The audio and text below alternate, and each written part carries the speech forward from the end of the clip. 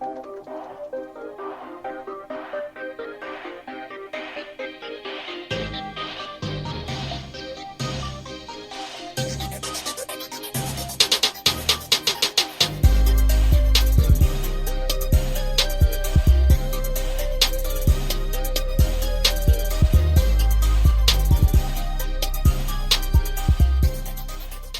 base is dropped on a new edition of Soccer Down here. It's a Tuesday. It's July 14th. We'll be taking your questions and comments about Chicago defeating Seattle this morning. We'll be talking about the crazy Houston LAFC match last night. We'll talk about the LA Galaxy not getting it done against the Portland Timbers. We'll talk about the NWSL quarterfinals now being set for the NWSL Challenge Cup. We've got some updates on the Newcastle takeover that are getting rather spicy. We've got some updates from our friends in Scotland. And John, what are you doing? No, I was just reacting to the Newcastle part of the rundown. What like you're surprised? No. You acted surprised. No, just when you think that you have some kind of common sense. No. Who in this situation has shown any common sense ever? None. Choice Mike D. Ashley's involved. I mean, none of the above. None of the above. Choice D. So there's no surprise. Or when you think it couldn't get any worse or more stupid. No, that's not true. Mike Ashley's involved. You have to expect the stupid here. Expect this. Hey, there's your hashtag for the morning. Tuesday thoughts and expect the stupid. Let's just jump into this because otherwise people are going to be confused. Do you want to try to make sense of it? Okay. One of the gentlemen who I have been trying to pay attention to is Ben Jacobs.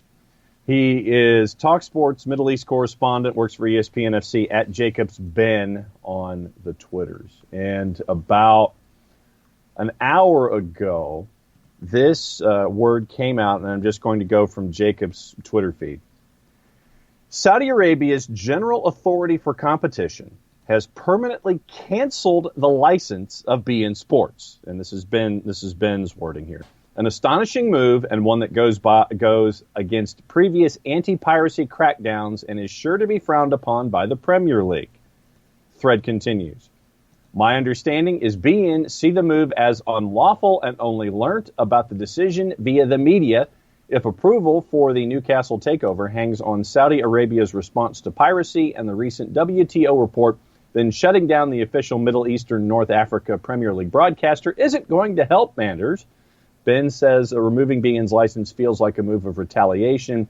If the Saudi Arabia public fund have failed the Premier League checks because of Be Out queue, this would be a logical reaction. If the tests are ongoing and nearing completion, this is a nonsensical move. The Premier League simply can't approve if beIN are banned, and beIN came out with their own response about 35 minutes ago. Well, yeah, and the whole thing about like beIN might be feeling this way. Oh, beIN told you how they felt. Yeah. We note that the latest pronouncement by the Saudi General Authority for Competition purporting to, quote, permanently terminate, unquote, beIN's license to broadcast in Saudi Arabia. This decision was arrived at through sham legal proceedings that repeatedly violated beIN's due process rights at every turn, and the decision itself is not only contrary to international law, but also the most basic principles of competition law. This decision is nonsensical on every single level, banning beIN for packaging its rights in the standard way that sports and entertainment broadcasters all around the world do, and indeed, as other broadcasters active in the Saudi market also do. Moreover, the very idea that permanently banning a leading competitor from a market could in any way promote competition is plainly absurd. They didn't leave any question as to how beIN felt, and now, look, you've got issues with Newcastle, you've got issues with the Premier League, you've got issues with every major soccer organization from something like this.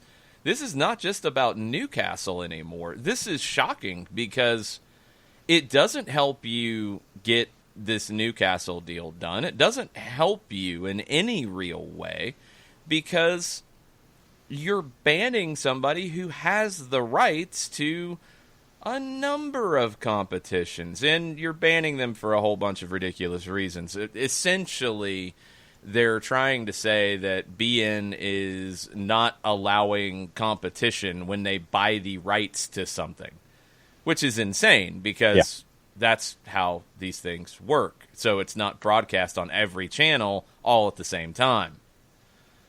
Well, somebody who sponsors a pirate channel would probably be against any kind of actual rights fees or anything, but I digress. I mean, the end of the statement from BN, this is from a spokesperson. We also note that Saudi Arabia's state-sponsored pirate channel, BOutQ, bundled rights and removed competition for nearly 3 years. Yet the only action the Saudi authorities have taken is to deliberately block FIFA, UEFA, the Premier League, and others from taking legal action 9 times in complete breach of WTO rules. Saudi Arabia's relentless failure to pay any heed to the rule of law or international norms is only harming sports fans in Saudi and sports organizations all around the world. The Premier League cannot allow this takeover to happen. They couldn't allow it to happen before, but if you allow it to happen after this action, you will be immediately sued by beIN Sports. Yep. I just don't see any other way around it, and you will do nothing for your long-term health. It would be the absolute worst move possible. I don't know. I mean, I don't know the reasoning behind doing this at this point. I mean, the holdup of this Newcastle thing has a lot of questions around it to begin with, but you either feel like the move's not going to happen, so you don't care and you're going to go after whoever you can go after, or you feel like the Premier League doesn't have the guts to say no at this point and not allow the move to happen, so you're going to test them. Either way, it should have already been dealt with. Mm-hmm. The WTO report made it abundantly clear that you could not allow this move to go through. The fact that it's still lingering, and it does Newcastle no good, it does no one involved any good, and now this should make it very easy. There should be an announcement today, before the end of the day, from the Premier League to say that they are not going to allow this move to happen because of X, Y, Z, A, B, C, D, E, F, G. I mean, there's a million different reasons why, and they can justify all of it.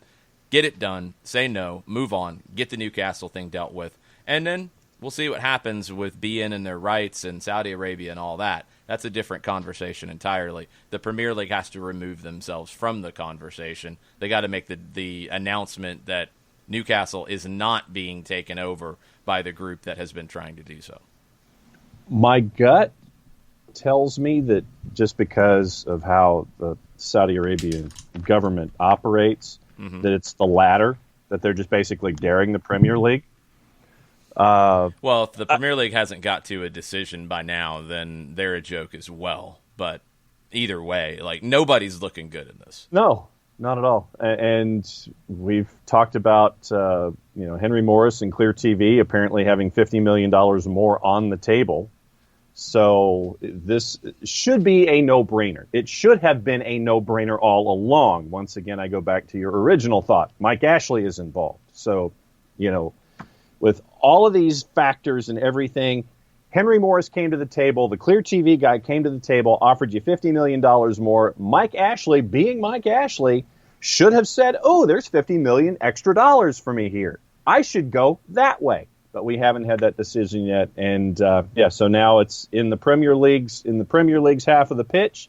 Let's see what they do about it. They should have already done something, and we'll see if they actually do anything at this point. I don't know. I'm not sure what the holdup is at this point, but it should be abundantly clear now what to do and how to move forward. It should have happened before.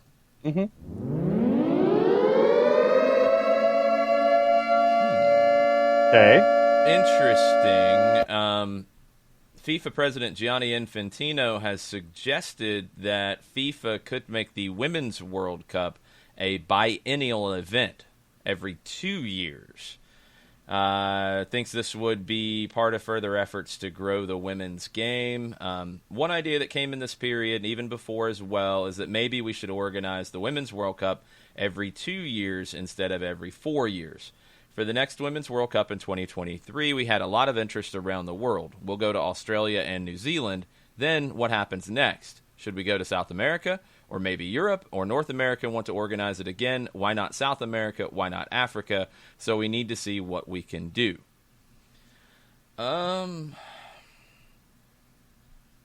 In the article at Sports Pro, they do talk about the financial ramifications of COVID-19 and on women's soccer specifically, women's sport in general.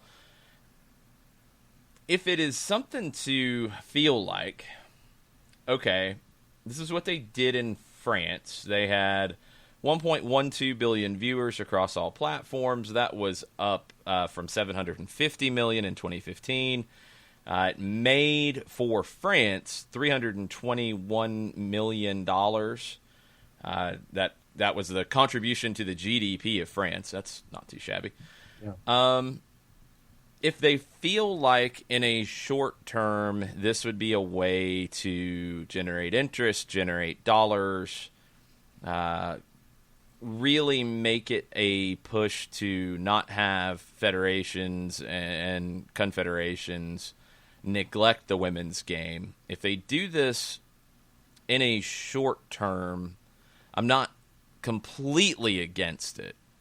I don't know long term if it's what's best for the game, because I feel like long term you need a Copa America Femenil to be a bigger deal. You need the UEFA European Championships for women to be a bigger deal. You need a Gold Cup for women to be a bigger deal. You need those things to be important. You also have the Olympics you have to deal with on the women's side, which is a full senior national team event. And I wonder if they do this, they would have the Women's Olympics be like the men, where it's U23 with a couple of overage players. I think you have to. Otherwise, you're diluting your own properties. That's why the men's Olympics tournament isn't senior national teams. I can see some of the ideas here. I mean, FIFA's always going to be looking for money. If they think they can make more money, good. Well, right now you need to make more money to bring this into the game, so that's not necessarily the wrong approach. I'm skeptical, but I'm listening about it. Let's put it that way. I look at it this way, and I understand the idea of generating revenue because of what we're going through right now with COVID-19, coming out the other side, trying to generate revenue and all that kind of stuff. But I look at it as like you're running for the House of Representatives, and you do that every 2 years. You're basically up for election every 2 years. So that constantly means that you're having to campaign. You may not necessarily be getting everything done that you need to get done at the State House or in Washington, D.C., because you're always campaigning trying to stay in office instead of being a senator, a state senator, or a U.S. senator where you have 6 years to get done what you need to get done, and you're only campaigning in that last little bit. I worry about qualifiers. I worry about pulling the time away from the professional leagues in all these countries that are supposedly qualifying.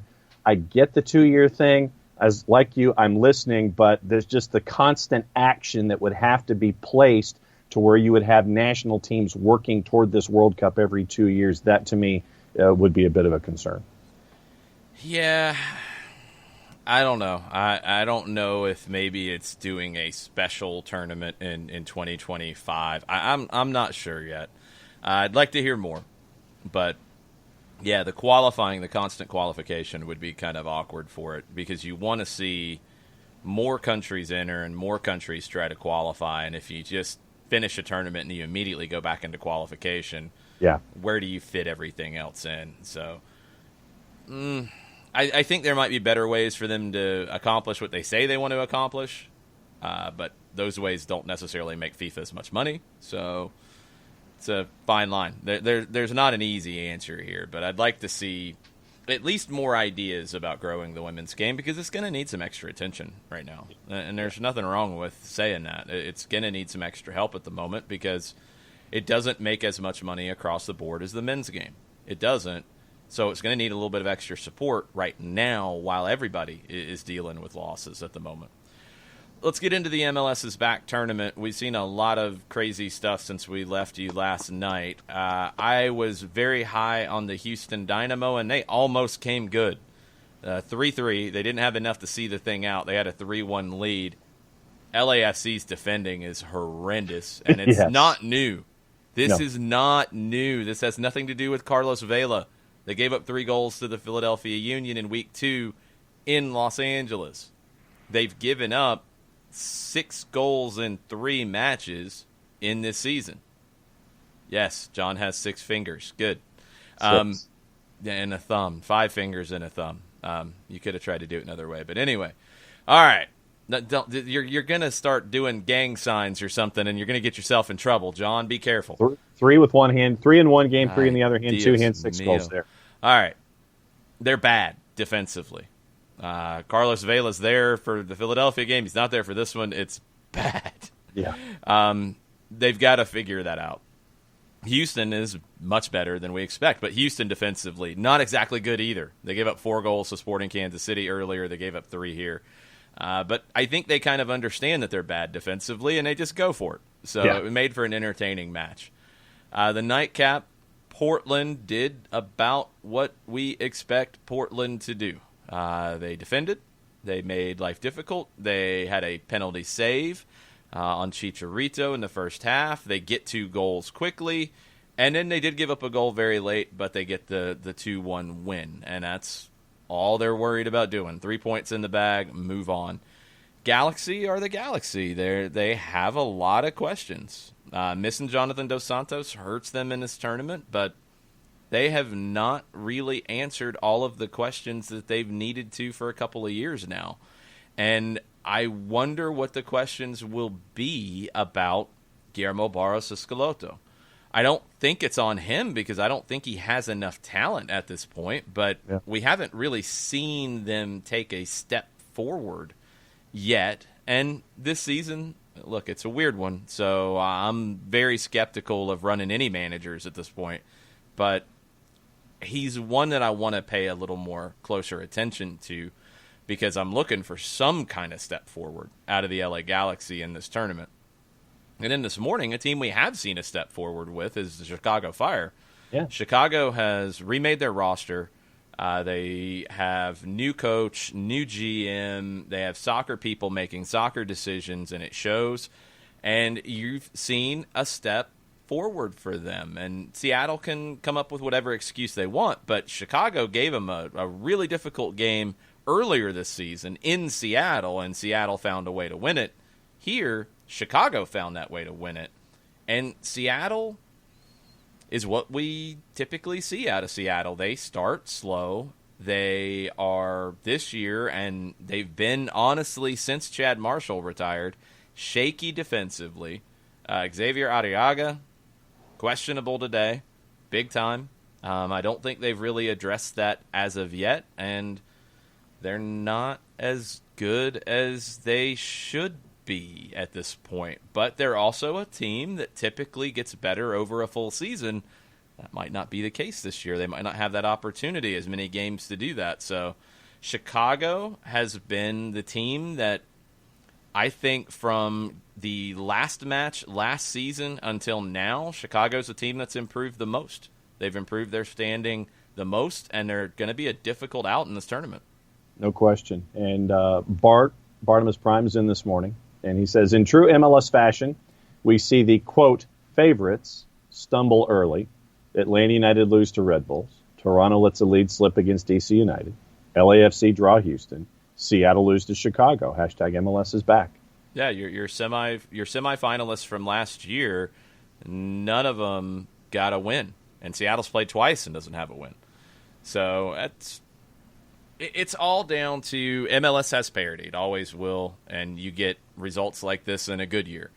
It's a crazy event going on. There are absences. There are injuries. There are lots of different things going on that factor into it. But it's wide open. This thing is absolutely wide open. Adam from 816 with a good point on Twitch. MLS coaches with tournament experience seem like they're doing better. And Rafael Vicky has that tournament experience. it didn't look good for him in that tournament last year with the U17s. I didn't think he did very well at all, but in this tournament, and Chicago had to wait, with all the stuff about moving groups and this and that, and they just go out and do what they do today. They're a good team. They're good. They're balanced. They've got some talent in this group, and we haven't even seen all of it yet because they had guys that arrived right before the coronavirus outbreak. They're still getting better. So, I mean, we can talk about Chicago's logo all we want, but the way they actually look on the field, they're good. They're good. They're going to be a handful. Yep. The numbers, not quite as good as the juice box numbers for Houston from last night. Chicago coming into this game was a plus 197, and Seattle was a plus 129. Your draw option was a plus 249, and with Chicago this morning, seeing guys like Barrich, seeing Pineda, who's come through the system, and you mentioned on social media about Pineda this morning. And no, I didn't mention about Pineda. Well, no, but you were Doyle, tipping your hat to Matt Doyle. No. Matt Doyle talked about Pineda coming into the tournament, talked about Pineda all morning long, clipped everything, and then Pineda was the guy. I was giving Matt Doyle kudos because he's been talking about Pineda for a while, and he's a guy that, I agree with Matt in that Chicago in the past hasn't really done right by their young players, and he's a guy they should have signed before. And now that he's there, he's with the right group who is going to do right by their young players. You go back and look at young players who have come through Chicago who left. I mean, there's a lot. One of them's here, Mo Adams. They gave up on him way too early. Matt Polster, they gave up on him. It was shocking how they just had no interest in developing young talent. And now you have a former U17 national team manager, and you have a mindset of let's bring in exciting young players. You go get Aliceta from Defensa y Justicia. You bring him in on a good deal. You go sign Pineda to a homegrown deal, and you play them. And that's the way to go in this league. And you supplement it with a guy like Barrich, who, go back and look at that goal. A lot of people zeroed in on Arriaga's misplay, and he misplayed it completely. But go look at the right-footed pullback behind him, because Andrade had him for pace. And the composure to just pull it back behind the left leg, switch directions, slot it home with the left, that's a world-class finish. And that's why you go out and pay for Barrich. And who knows, maybe he'll be doing some more shots after the game. But they paid, 2.2 for Barrich? Was that the number that I heard? I'd have to go back and look. I don't remember.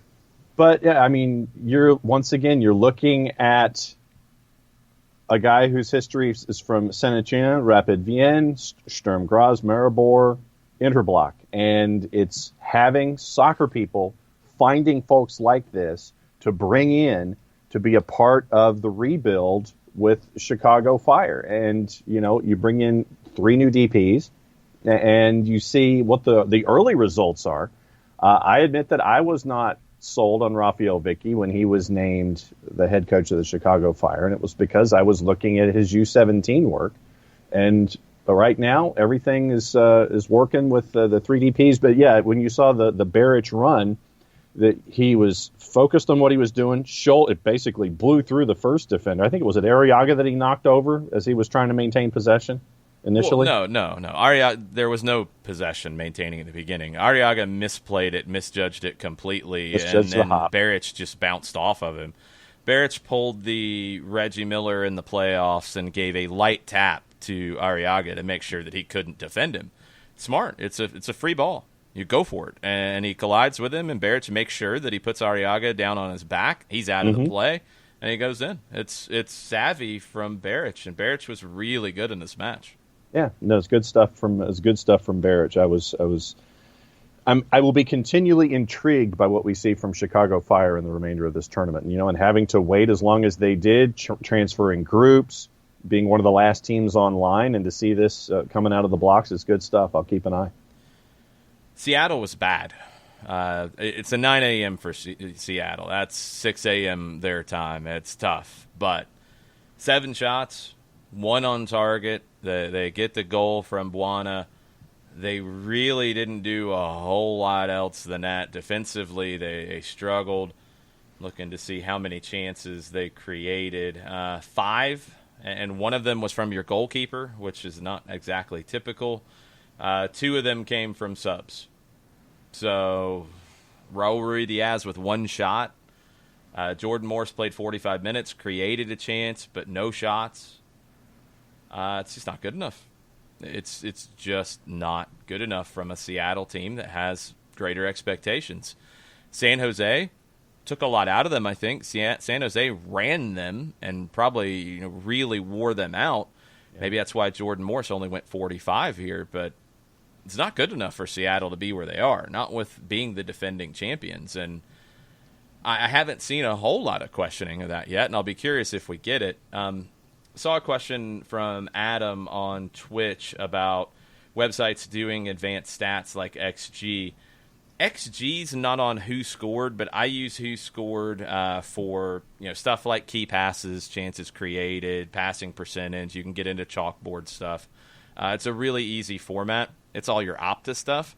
The next level, the one who probably posted the fastest in terms of straight up XG is Ben Baer. Ben BAER 89 on Twitter. He's with MLS Digital, and he doesn't have anything up from Seattle, Chicago yet. He's got the games from last night, and you see a situation like with the LA Galaxy, who had an XG of 2.34 and only got the 1 goal late. So Ben will give that to you. I just don't know how long it takes him to process it, because that is a level of Opta that I do not have, so I can't help you with that one.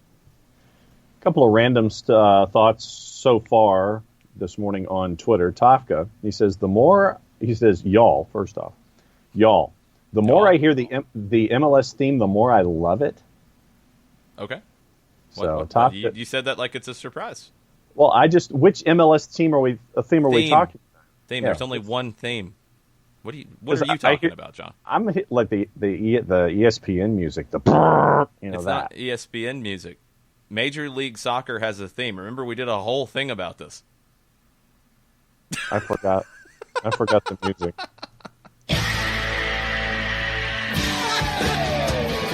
All right, let's refresh. John Nelson. You remember Hans Zimmer? Yeah. Remember him? Yeah. He created the new movie theme. Soundtrack guy. Mr. Movie He did the theme. Yeah, that I remember. Okay. I just don't remember what it sounds like. Oh, boy. We don't need ads. Come on. Soccer real. So mute it for 30 seconds. I got it. It's your fault. Of course it is. Hello, I'm Hans Zimmer. It is an honor to create the new anthem for Major League Soccer as part of its 25th season celebration. With this composition, I tried to give fans and the players a feeling of anticipation, drama and excitement. Everything that makes this game so unique and special. Here it is. He nailed it.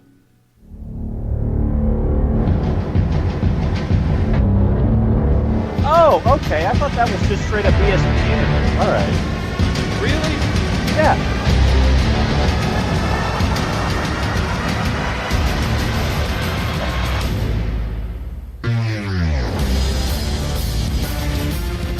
John, I need you to apologize to Hans Zimmer in Major League Soccer, please. Well done, Hans Zimmer. No, I need you to apologize. You said you thought that was just ESPN's stock. I thought it was just ESPN stock music. Okay, so Hans Zimmer, you win, dude. All right, nicely done, MLS. Man, on the whole, I'm gonna have to give you cliff notes of previous shows sometimes. Well, we do have people who are looking for clips to run. I will take it back. I'm being a bully because Shooter's with you. Shooter forgot. Shooter's absolutely with you. So Shooter forgot that. Joe loves it too. I love it, and I think that's cool. ESPN. Well, yes, we've all agreed with that part. Yeah, and it's not ESPN's music. I do like how ESPN has used it. I think they've done a really good job of chopping it up and using it in different ways and stingers and bumpers and making it work. Yeah, they've done a good job with it. But it's great and it fits MLS. It feels like a anthem, theme, whatever you want to call it, for a league in soccer. But it sounds like MLS. If you put that before a Premier League game, it might feel out of place. You put the Premier League theme over here, it's going to feel out of place. Yeah. This one feels like MLS, and that's what it needs to be. Hans did a great job. Yes. We praise Hans around here. We praise Hans around here. Badgermon says that Bundesliga's got the best theme. Oh. I'm trying to remember it off the top of my head. I do remember having a good feeling about it, but I couldn't tell you much about it. The Premier League theme, actually, now that I think about it, I got nothing on it. So Da, da, da, da, that driving, the driving music that they always use like 3 minutes before that we rarely see on TV. The driving music?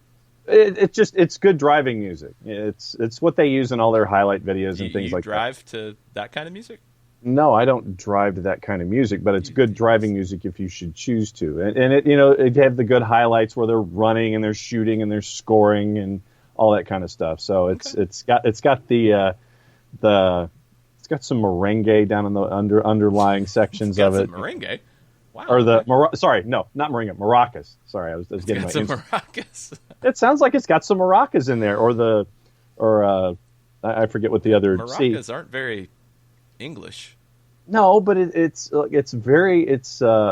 under the main music bed. It's a good secondary music addition to the whole thing. So yeah, go ahead. Well, look, since we're on, go ahead and find the Premier League theme and the Bundesliga theme, and we'll vote on that stuff. Oh man!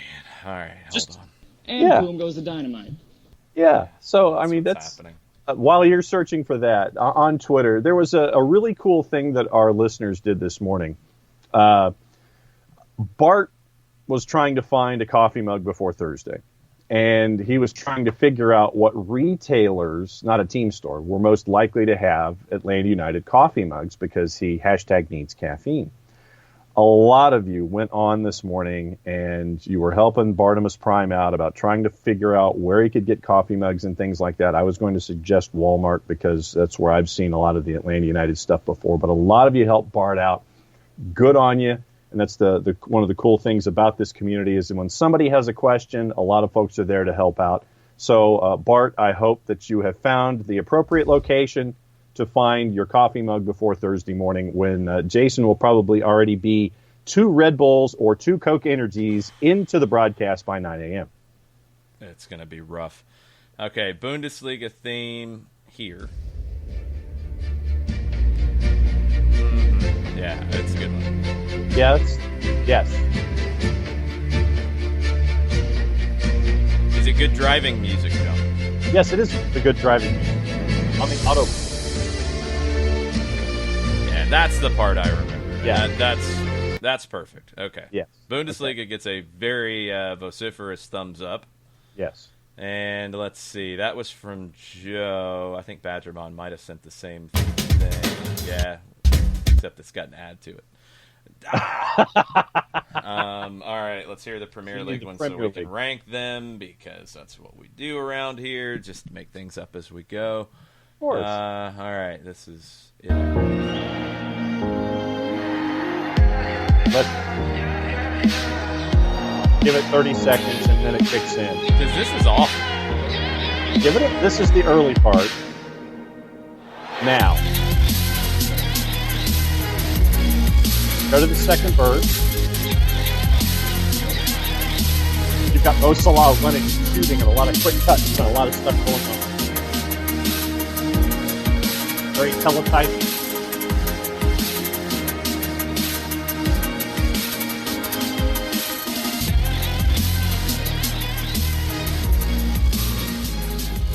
You're going to go Bundesliga. You're going to go MLS, Bundesliga, Premier League, right? Yeah. I mean, it's not even much of a discussion.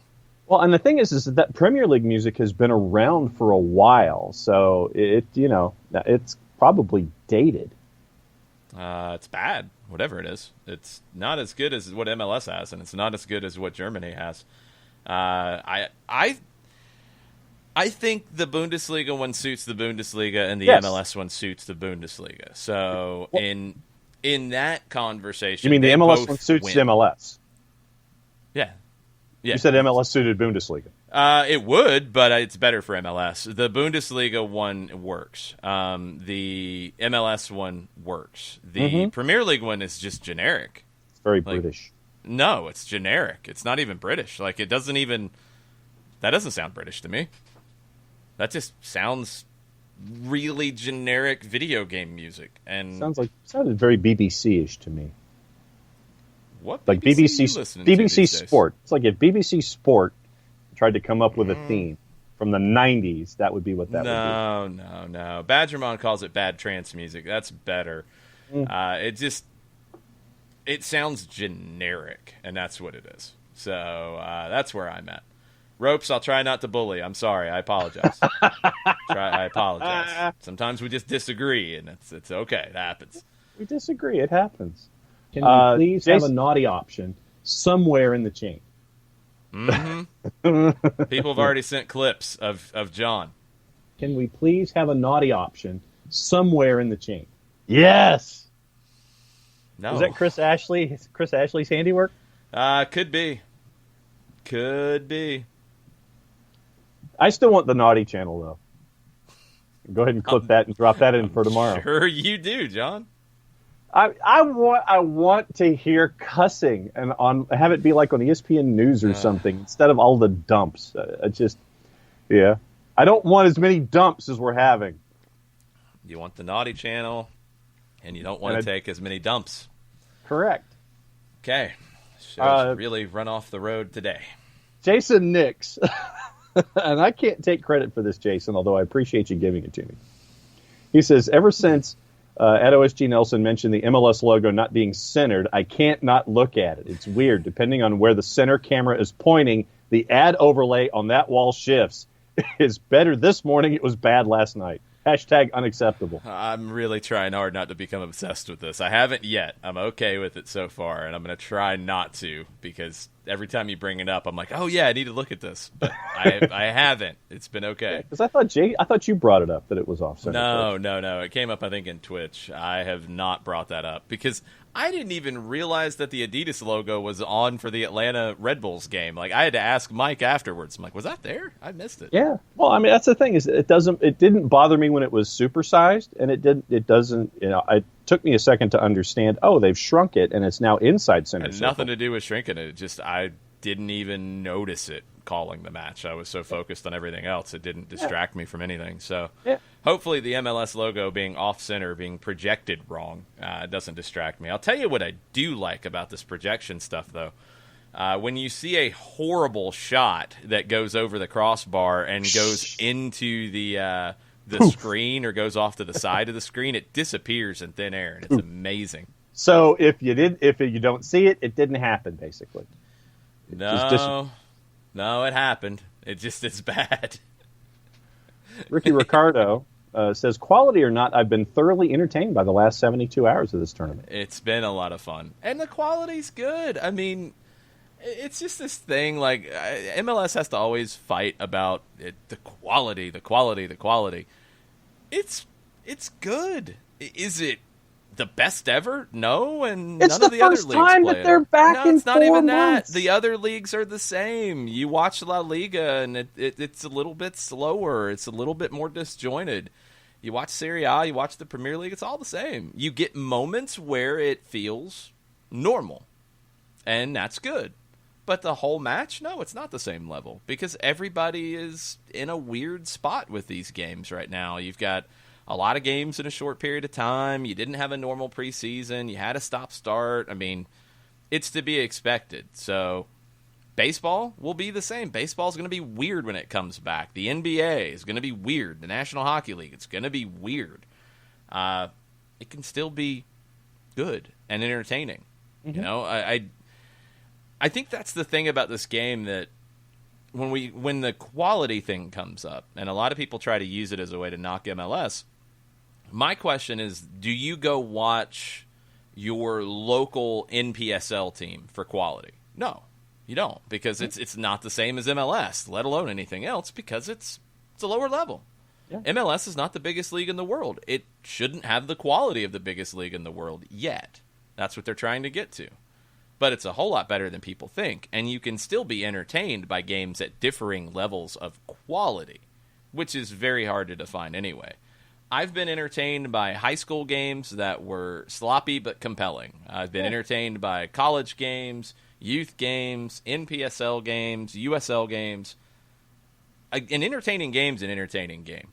Just like if you watch a championship game, you're not comparing it to the Premier League in quality, but it can still be entertaining. Mm-hmm. It's just different things. Badgermon's asking about the League 1 theme, and I don't know that one off the top of my head. I asked, do they have one, or is it just the club anthem of PSG? Probably the latter. Well, considering that we see PSG and rarely anybody else. Yeah, I haven't dug super deep into League 1. I do want to see, because they're the biggest league that stopped and didn't come back. I want to see what they look like when they do come back. I want to see where they are in terms of the 2020-21 season. So I'm going to pay a little extra attention to them when they relaunch. Yeah, and I look at these leagues, and I know that we've talked about the economy and what it's going to look like on the other side. We don't know. But all the discussions that we've had about the lower divisions in England and the carryover into other countries, the teams that are struggling in the top divisions in European countries, and then the teams in the second divisions, and just how it impacts all of them as we come out the other side. Are those numbers that were put out there about 2/3 of the teams in England being in some sort of economic trouble? How much of that's going to come to fruition? So for me, the economics of sport coming back on the other side of this, for me, it's going to be an interesting economic study, but also an interesting social study as well.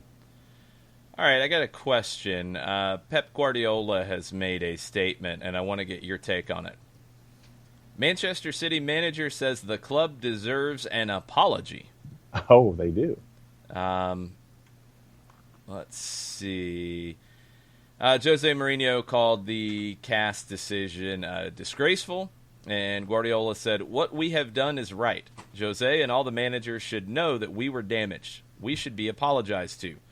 I'm incredibly happy for the decision, which shows what all the people said about the club was not true, and to defend on the pitch what we won on the pitch. Like I said many times, if we did something wrong, we would accept the decision of UEFA and CAS because we did something wrong. We can defend ourselves. We have the right to defend ourselves when we believe what we have done is correct. Does Manchester City deserve an apology?" Do they deserve an apology? From whom? Jose Mourinho and Jurgen Klopp and everybody else who said all kinds of things about them.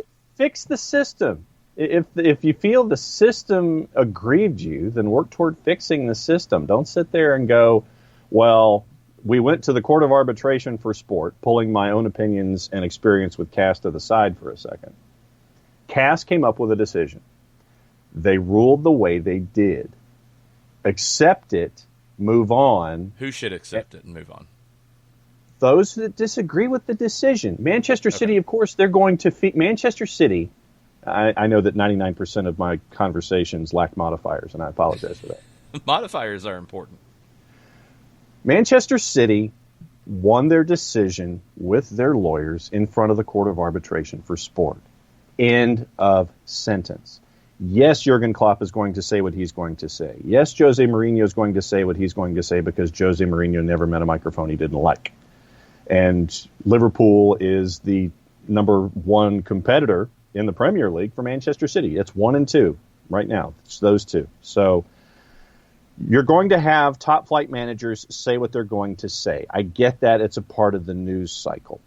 But if you feel that something is wrong with the system, fix the system. Don't yell at the messenger in this case, which is Manchester City, for having won their case and CAS cutting the fine by a third and all the other things that were associated with it, no ban and all that kind of stuff.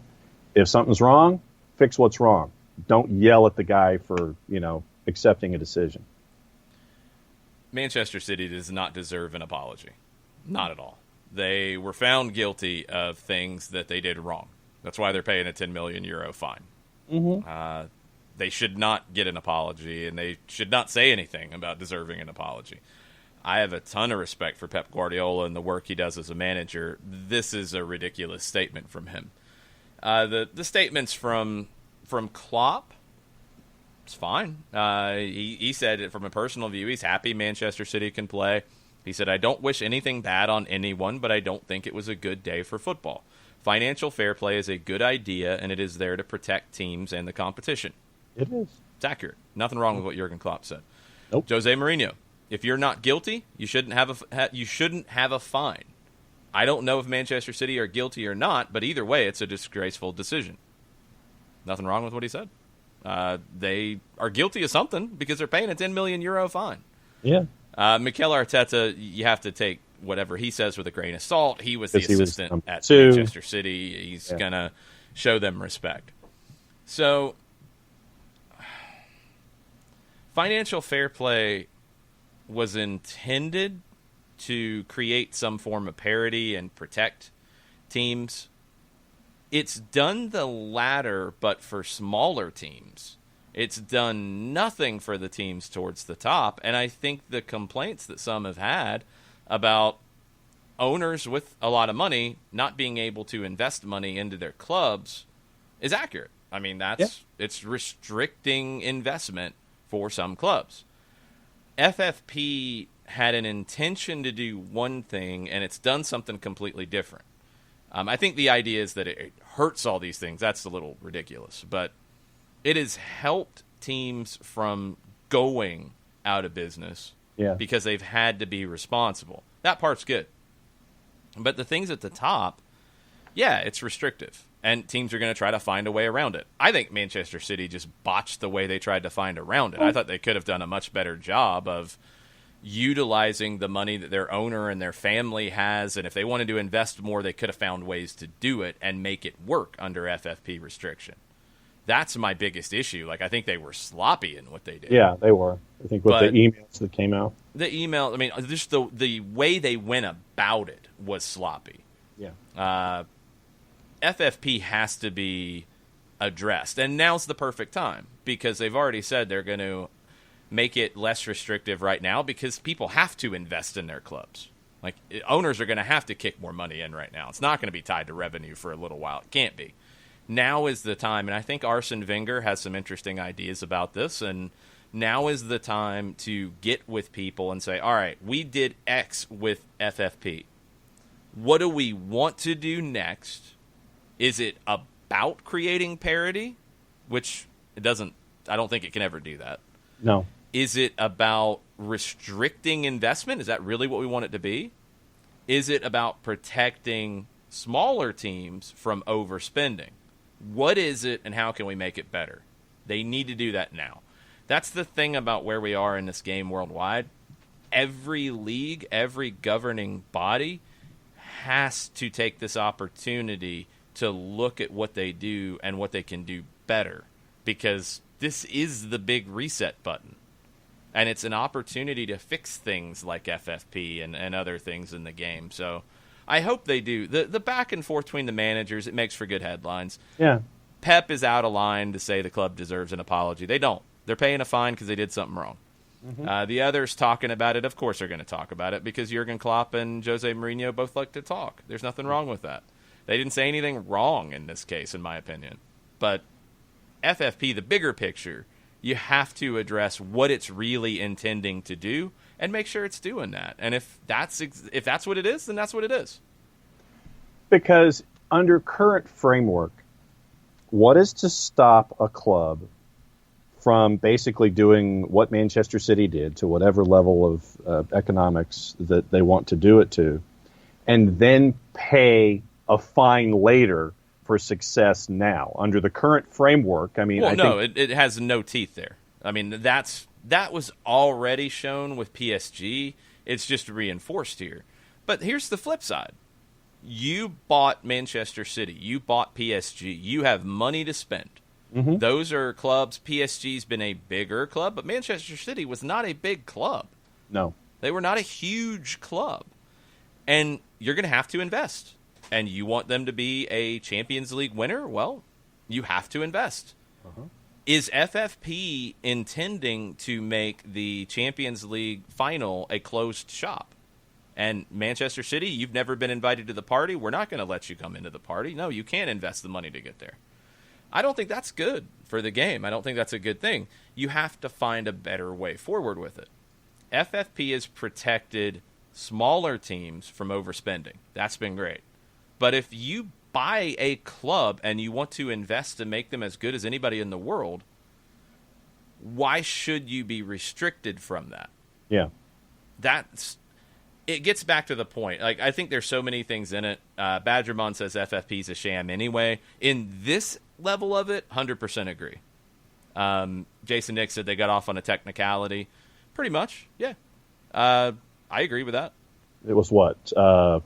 The time frame that was being There were some things that were time barred. Statute of limitation passed. Essentially. Yeah. Manchester City does not deserve an apology. That's ridiculous. FFP needs to be looked at to allow more investment into clubs from owners who can invest. If they can invest, let them invest. Yeah. But you also have to figure out how to not have people invest when they can't invest. Yeah. And that's not easy to do. The rules need to be updated and adapted for where we are and where we're going forward.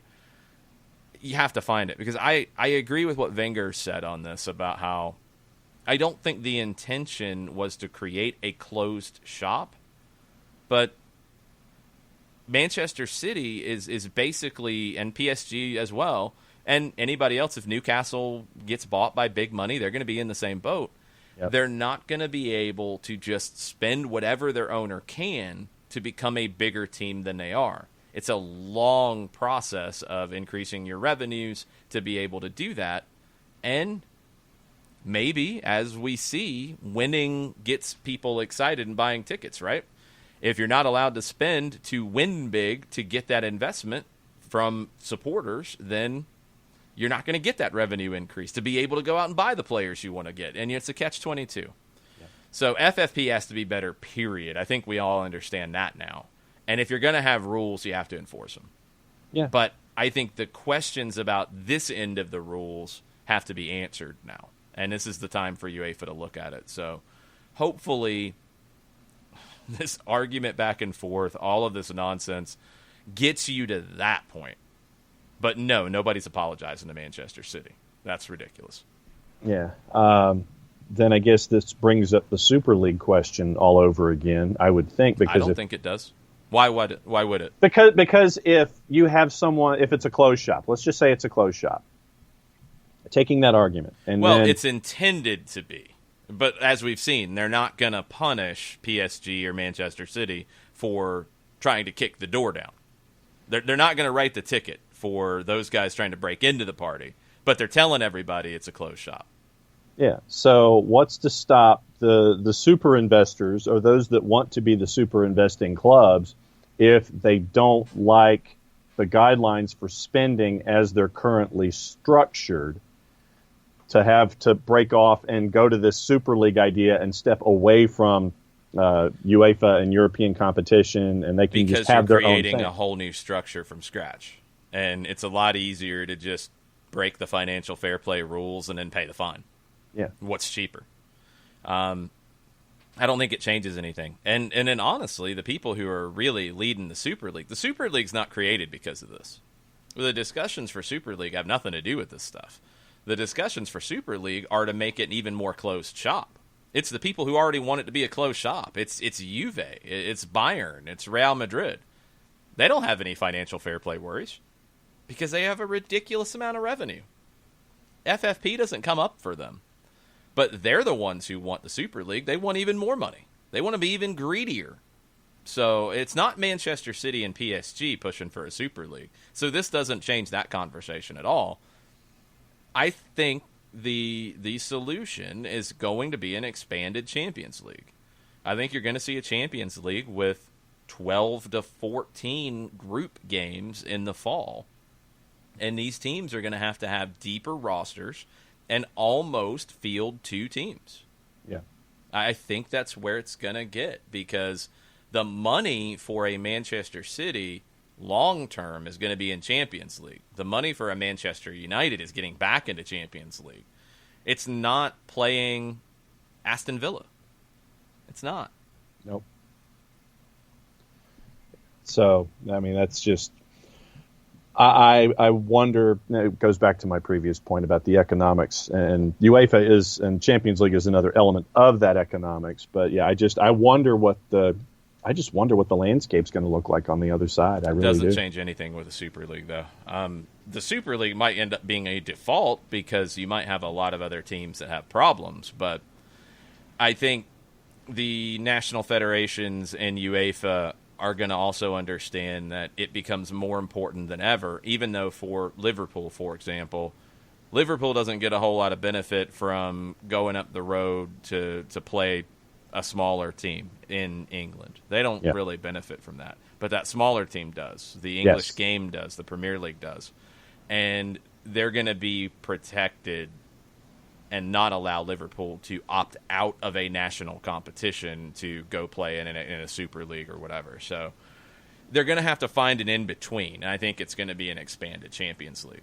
I think it's going to be a Champions League that has 10 to 14 group games. I think that's what it's going to turn into.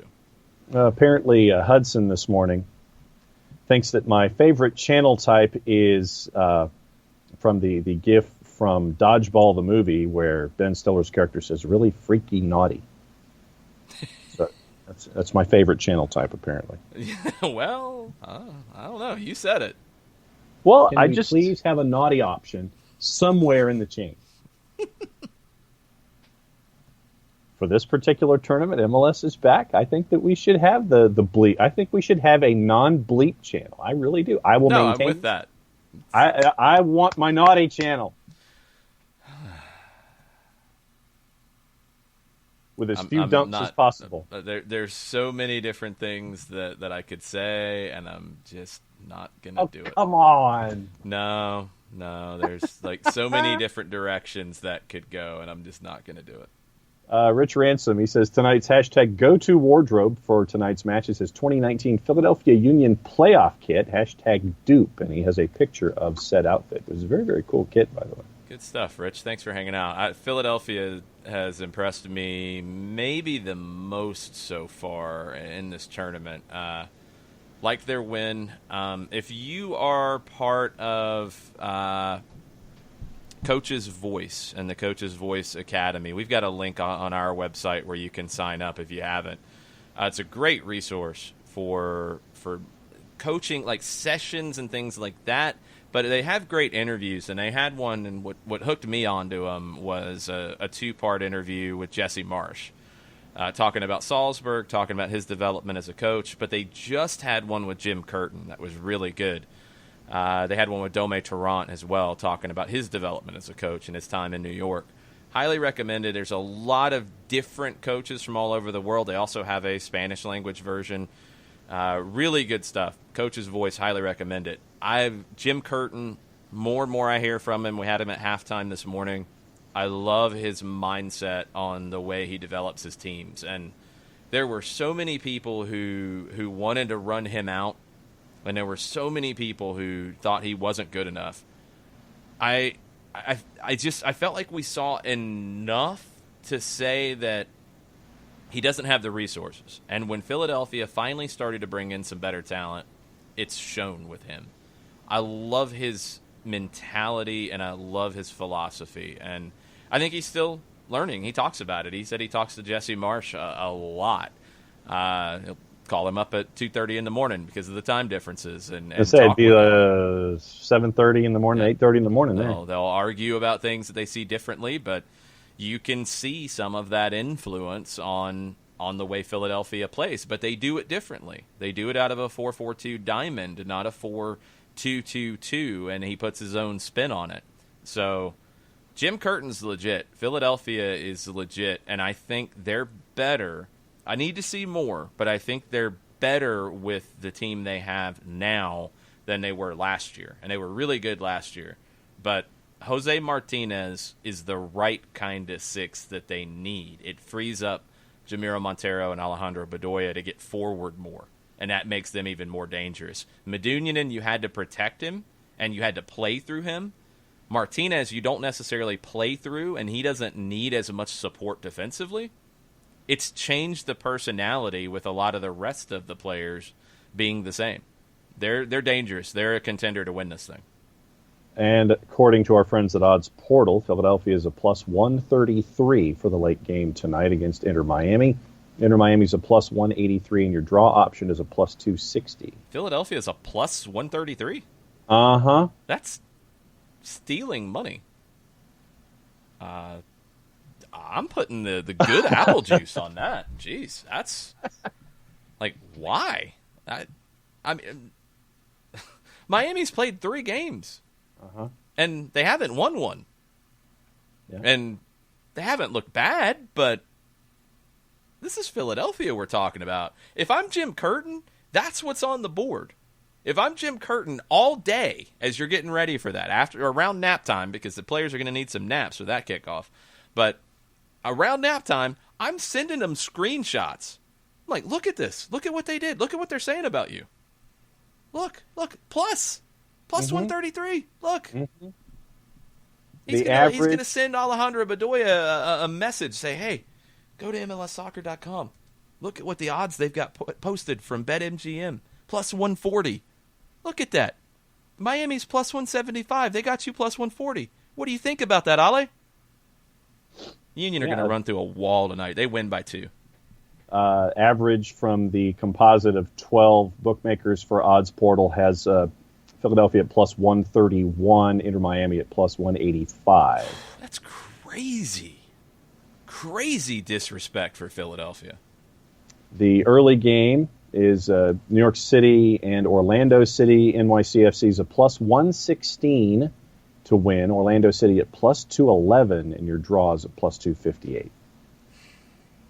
Those numbers feel about right. NYC has not looked good this year, even though they have a lot of talent, so that's going to create questions. Orlando's still got to prove it a little bit. That's a little high. The draw actually sounds pretty good, to be honest. So the way that your face scrunched when I mentioned those numbers, I can't bet on Orlando. Come on now. No. But no, I'm just saying that all of your.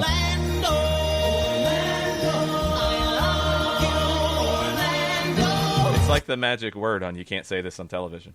It is. It just, as long as we don't say the 3 words that would create a green slime bucket ending up on your head. We don't have those kinds of special effects, John. Yeah, but no, when I mentioned those numbers initially from Odds Portal, to me it looked like if you would take all of the juice boxes that you had in your fridge, you were going to that late game and run into the bank. Yeah, I mean, if it's plus 140, I'll take that easily. A lot of people agree on Philadelphia and what their setup is. Shooter does not. Shooter is our resident New England Revolution fan, and he said, man, I hate the Union. This is depressing me. Sorry, Shooter. Tesco asked, how did you like Ilsinho as the second forward? Who would play there normally? Sergio Santos, and they'll be much better with him. Ilsinho, they can't press like they want to. You can still make it work, and that's a credit to Curtin for finding ways to incorporate Ilsinho and trying to get the best out of him, but their pressing and their tempo is much better with Sergio Santos in there. Katie Weaver said about Curtin, he totally called the second half getting more exciting in the 9 a.m. games. Yes, he did. Hope to see the Union do well this season. Kefsi says Alejandro Bedoya makes him happy. And Adam says that mobile number 6 in Martinez is a game changer, and I agree. You just don't have to hold back if you're Montero or Bedoya. You can go a little bit more and take more chances because Martinez can clean it up for you. It's there's still some questions. I think outside any team that plays a diamond or a 4-2-2-2, I think that you can get them out wide. You'd love to get Alejandro Bedoya chasing out wide. You want to pull him out of that middle. You don't want him, if you're Philadelphia, burning his energy chasing and defending. Kai Wagner and Raymond Gaddis can be had out wide. You can put pressure on them. You can create some 2v1s. That's what's Interesting when you look at the Eastern Conference and you look at Philly and the Red Bulls and the way they play. They want the game to be real narrow. And you look at Atlanta where they want the game to get really wide. When they attack, it's Bello on one touchline, it's Lennon on the other, and they have no problem going from 70-yard balls from one touchline to the other to open the game up. And you have the players who can hit it. So those matchups are going to be fascinating because it's completely different tactical perspectives. Right now, Atlanta's a minus 204, and this is still before Thursday morning. But yeah, Atlanta is a minus 204 going up against FC Cincinnati, who's a plus 545 right now. I'm not surprised. As we've seen with these 9 o'clock games, though, chaos can happen. Yes. With Cincinnati, what we learned against Columbus is you get an early goal, you got to keep the hammer down and go find more because Cincinnati mentally is weak. Yeah. And you put them into a 9 a.m. game situation where you're already frazzled because of the time, you can take advantage of their mental weaknesses. But I want to see what Jaap Stam does differently. Kendall Waston really struggled. Medunjanin and Siem de Jong in the middle, you didn't have enough around them because they're not very mobile. Do you see Alan Cruz start? Do you see Mathieu Deplan come back into the team for Saad Abdul Salam? Do you see Van der Werf? Is he going to be able to get back? He's in the concussion protocol. Will he be ready to go for that match?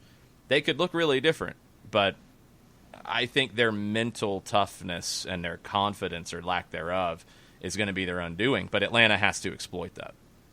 Let's see. We haven't gotten into the NWSL, and there was also an article in The Guardian that was more about our guys from the chair boys that went in a little bit more in depth about Wickham.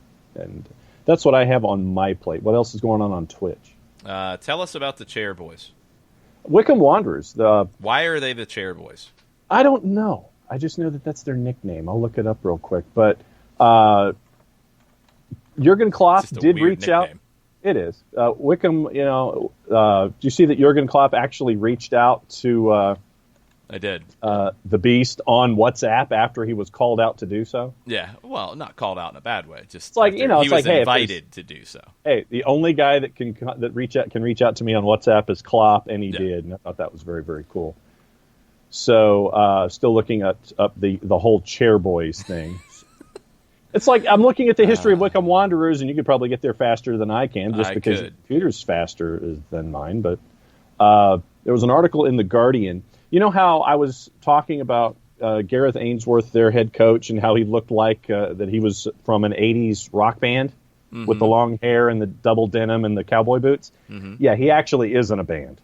Well, that's not a surprise. You don't dress like that if you're not in a band of some sort. Yeah, so... What kind of music do they play? I believe it is rock and roll, sir, and he drives. Roll is a wide genre. Do we have more details? I can get that too if you want. But the other thing about Ainsworth apparently is that he actually does drive to practice in a Mustang. That's pretty cool. So he is like they love. He's like I think he's been there for 8 years now as manager. But yeah, in a rock band. Drives to practice in a Mustang, wears the cowboy boots. The whole thing is there. Awesome. It is, no doubt.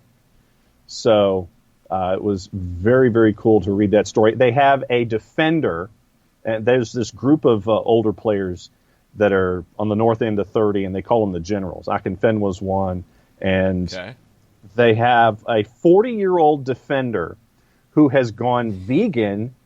And he has and his stretching routines and everything have actually kept him playing because he has osteoarthritis in one of his hips. And he still plays with it because it's bone on bone. He still plays, but he has the stretching routine and he's gone vegan. And at the age of 40, he's still one of the guys that anchors their back line. So it's a really cool... I hope he joins the coaching staff moving up into the championship. Yeah. And that's the thing. It's like play one match in the championship, retire, and then go into coaching for the team. Yeah, it's going to be rough. Badgermon already beat you because you're too slow. A chair factory in Wickham. History from the era of the Industrial Revolution. Cool. So there you go. But say it again for the people in the back, John. Yes, I love the Beast. He's so cool, and we actually have him at 280.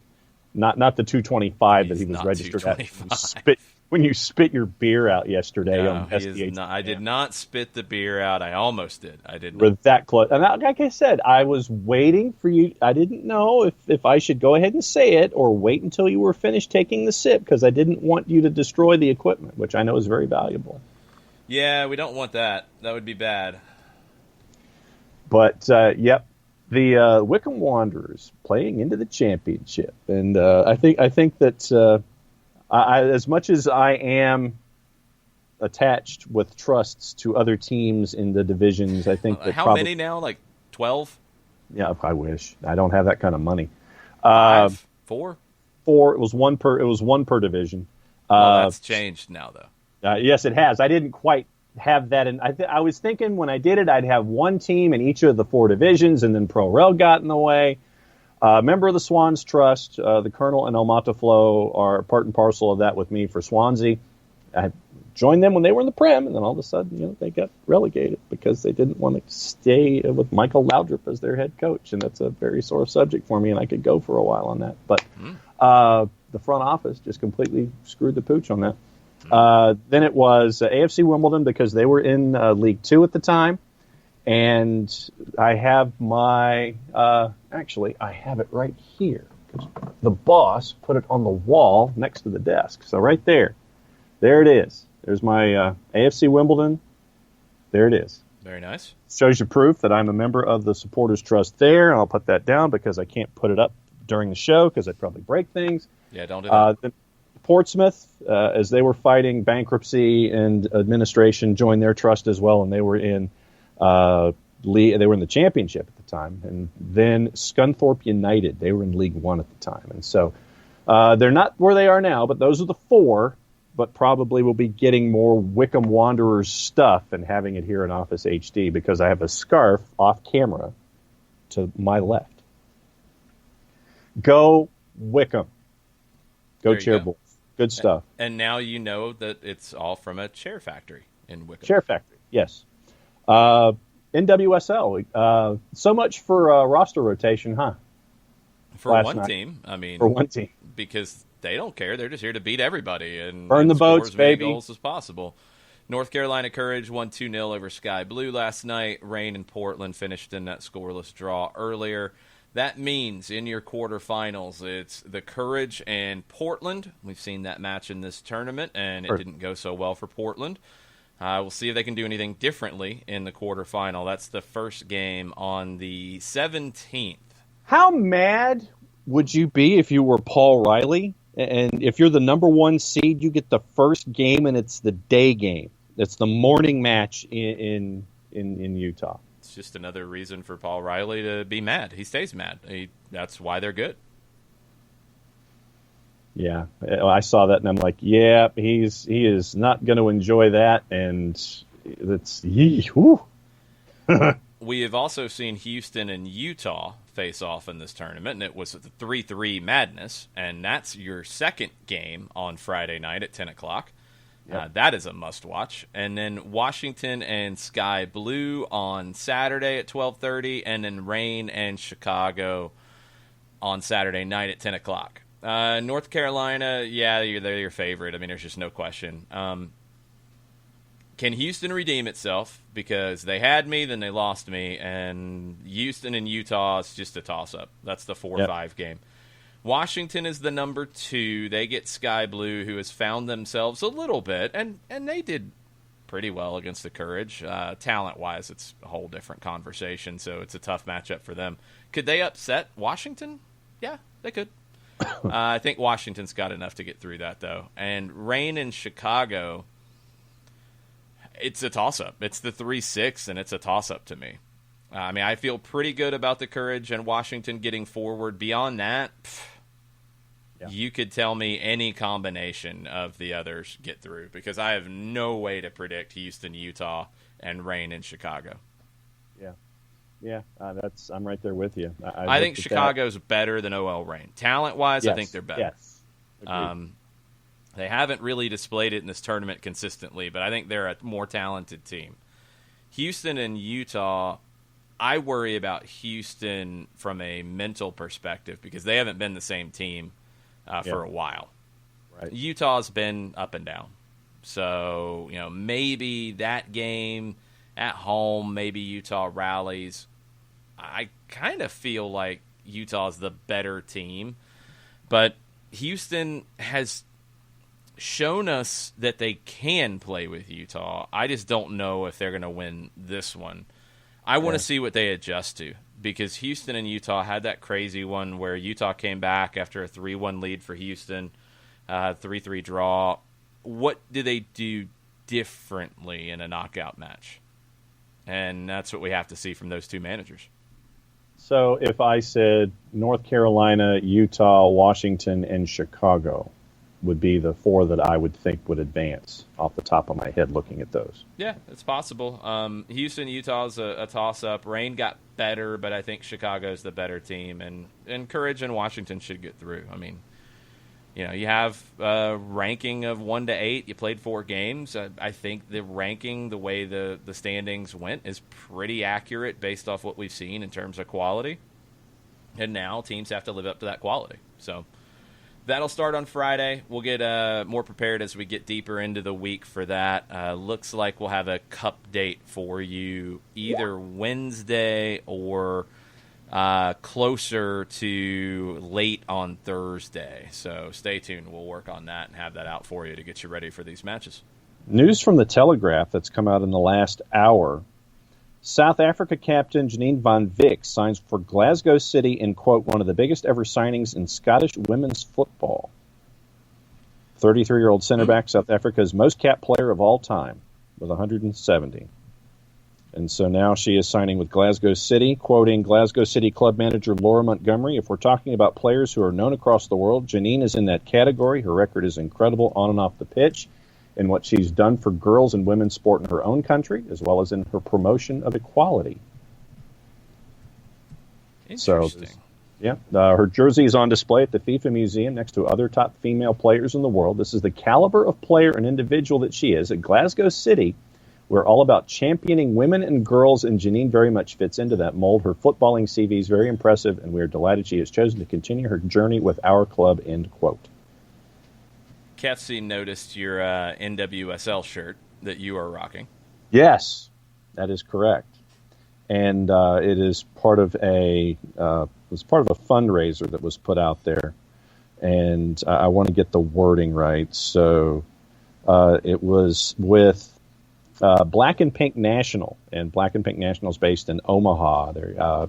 They fight for prison abolition via advocacy, support, and organizing for LGBTQ folks and people living with HIV and AIDS who are system impacted. And so it was a fundraiser that Meg Linehan was putting together, because this was the running joke when they hadn't come out with the schedule for the NWSL Challenge Cup. Everybody was asking Meg the following question: "Hey Meg, well, when is the schedule out yet?" And so they decided to turn it into a fundraiser. And so that is why I am sporting it this morning for those watching on the Twitch.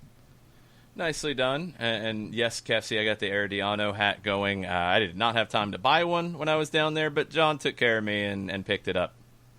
Because, one of the things that I always do is when we go on the road, I always like to come home with stuff from places, because for me it's about experiences, and it's about all the cool things that we get to do. And if you ever look at the boss's, I think it's her profile photo on the Facebook, it's when we were down at Herediano, and so that was a fun adventure. And so got hats and scarves for a lot of folks. And for those watching on Twitch, can I find it in a timely fashion? I know it exists around here somewhere. Is it on the edge? There it is.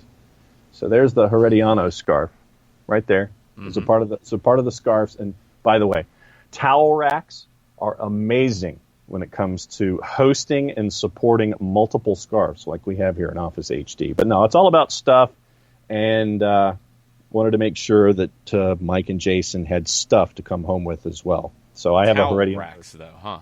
Oh yeah, towel racks are amazing, because I mean, otherwise, you're putting nails in walls and things like that. But this is a triple towel rack, and it's on both of the doors here in Office HD, and so it gives me the opportunity to display a lot of the scarves that I currently have that had not been attached to the wall itself. So towel racks are highly recommended. Okay, good to know. We're having some issues on Twitch. For some reason, my video decided to run away from everybody. Sorry about that. John's still good, and I think you guys can still hear me for some reason, so I am trying to solve it. Bear with me. What else is on your mind today, John? Well, I mean, we had the courage stuff, and we're starting to have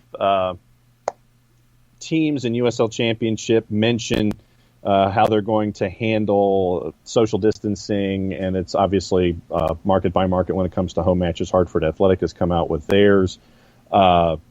RGV, Rio Grande Valley Toros, came out with theirs as well. And so what you're hearing now may change by the end of the week, but just know that there are plans for folks to be at the home matches in Hartford and Rio Grande Valley when they have home matches in USL Championship. A couple of signings yesterday as you and I get ready for Atlanta United 2 playing Memphis 901 this weekend, and that is at Fifth Third Bank Stadium. So a little action at the Fraction on the 18th. Had to get that in there this weekend, Saturday at 7:30. And Reese Buckmaster, for those that remember your Red Bulls, and your Red Bulls 2 was one of them. And then there was the local signing that you pointed out to me. Yeah, Cal Jennings, local product, played at Central Florida, drafted by Dallas, but didn't stick with them. So he's over in Memphis now. Player I'll be curious to see if he gets time with him.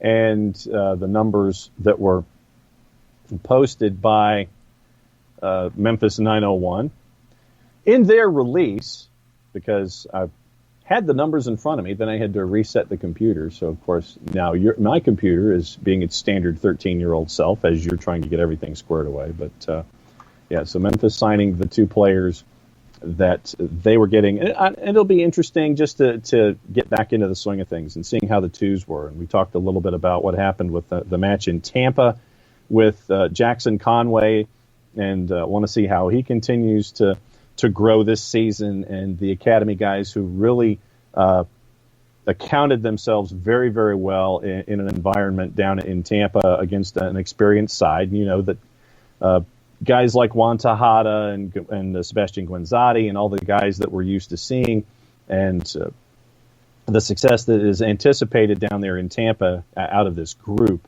They accounted themselves very, very well down there at Al Lang, and it'll be good to see them this weekend going up against Memphis 901. It's going to be the start of a run where 3 of their next 4 are at home. Memphis 901 on the 18th, then they're in Charleston. Then they come back, and it's games against Miami FC and the Charleston Battery on July 29th and August 5th.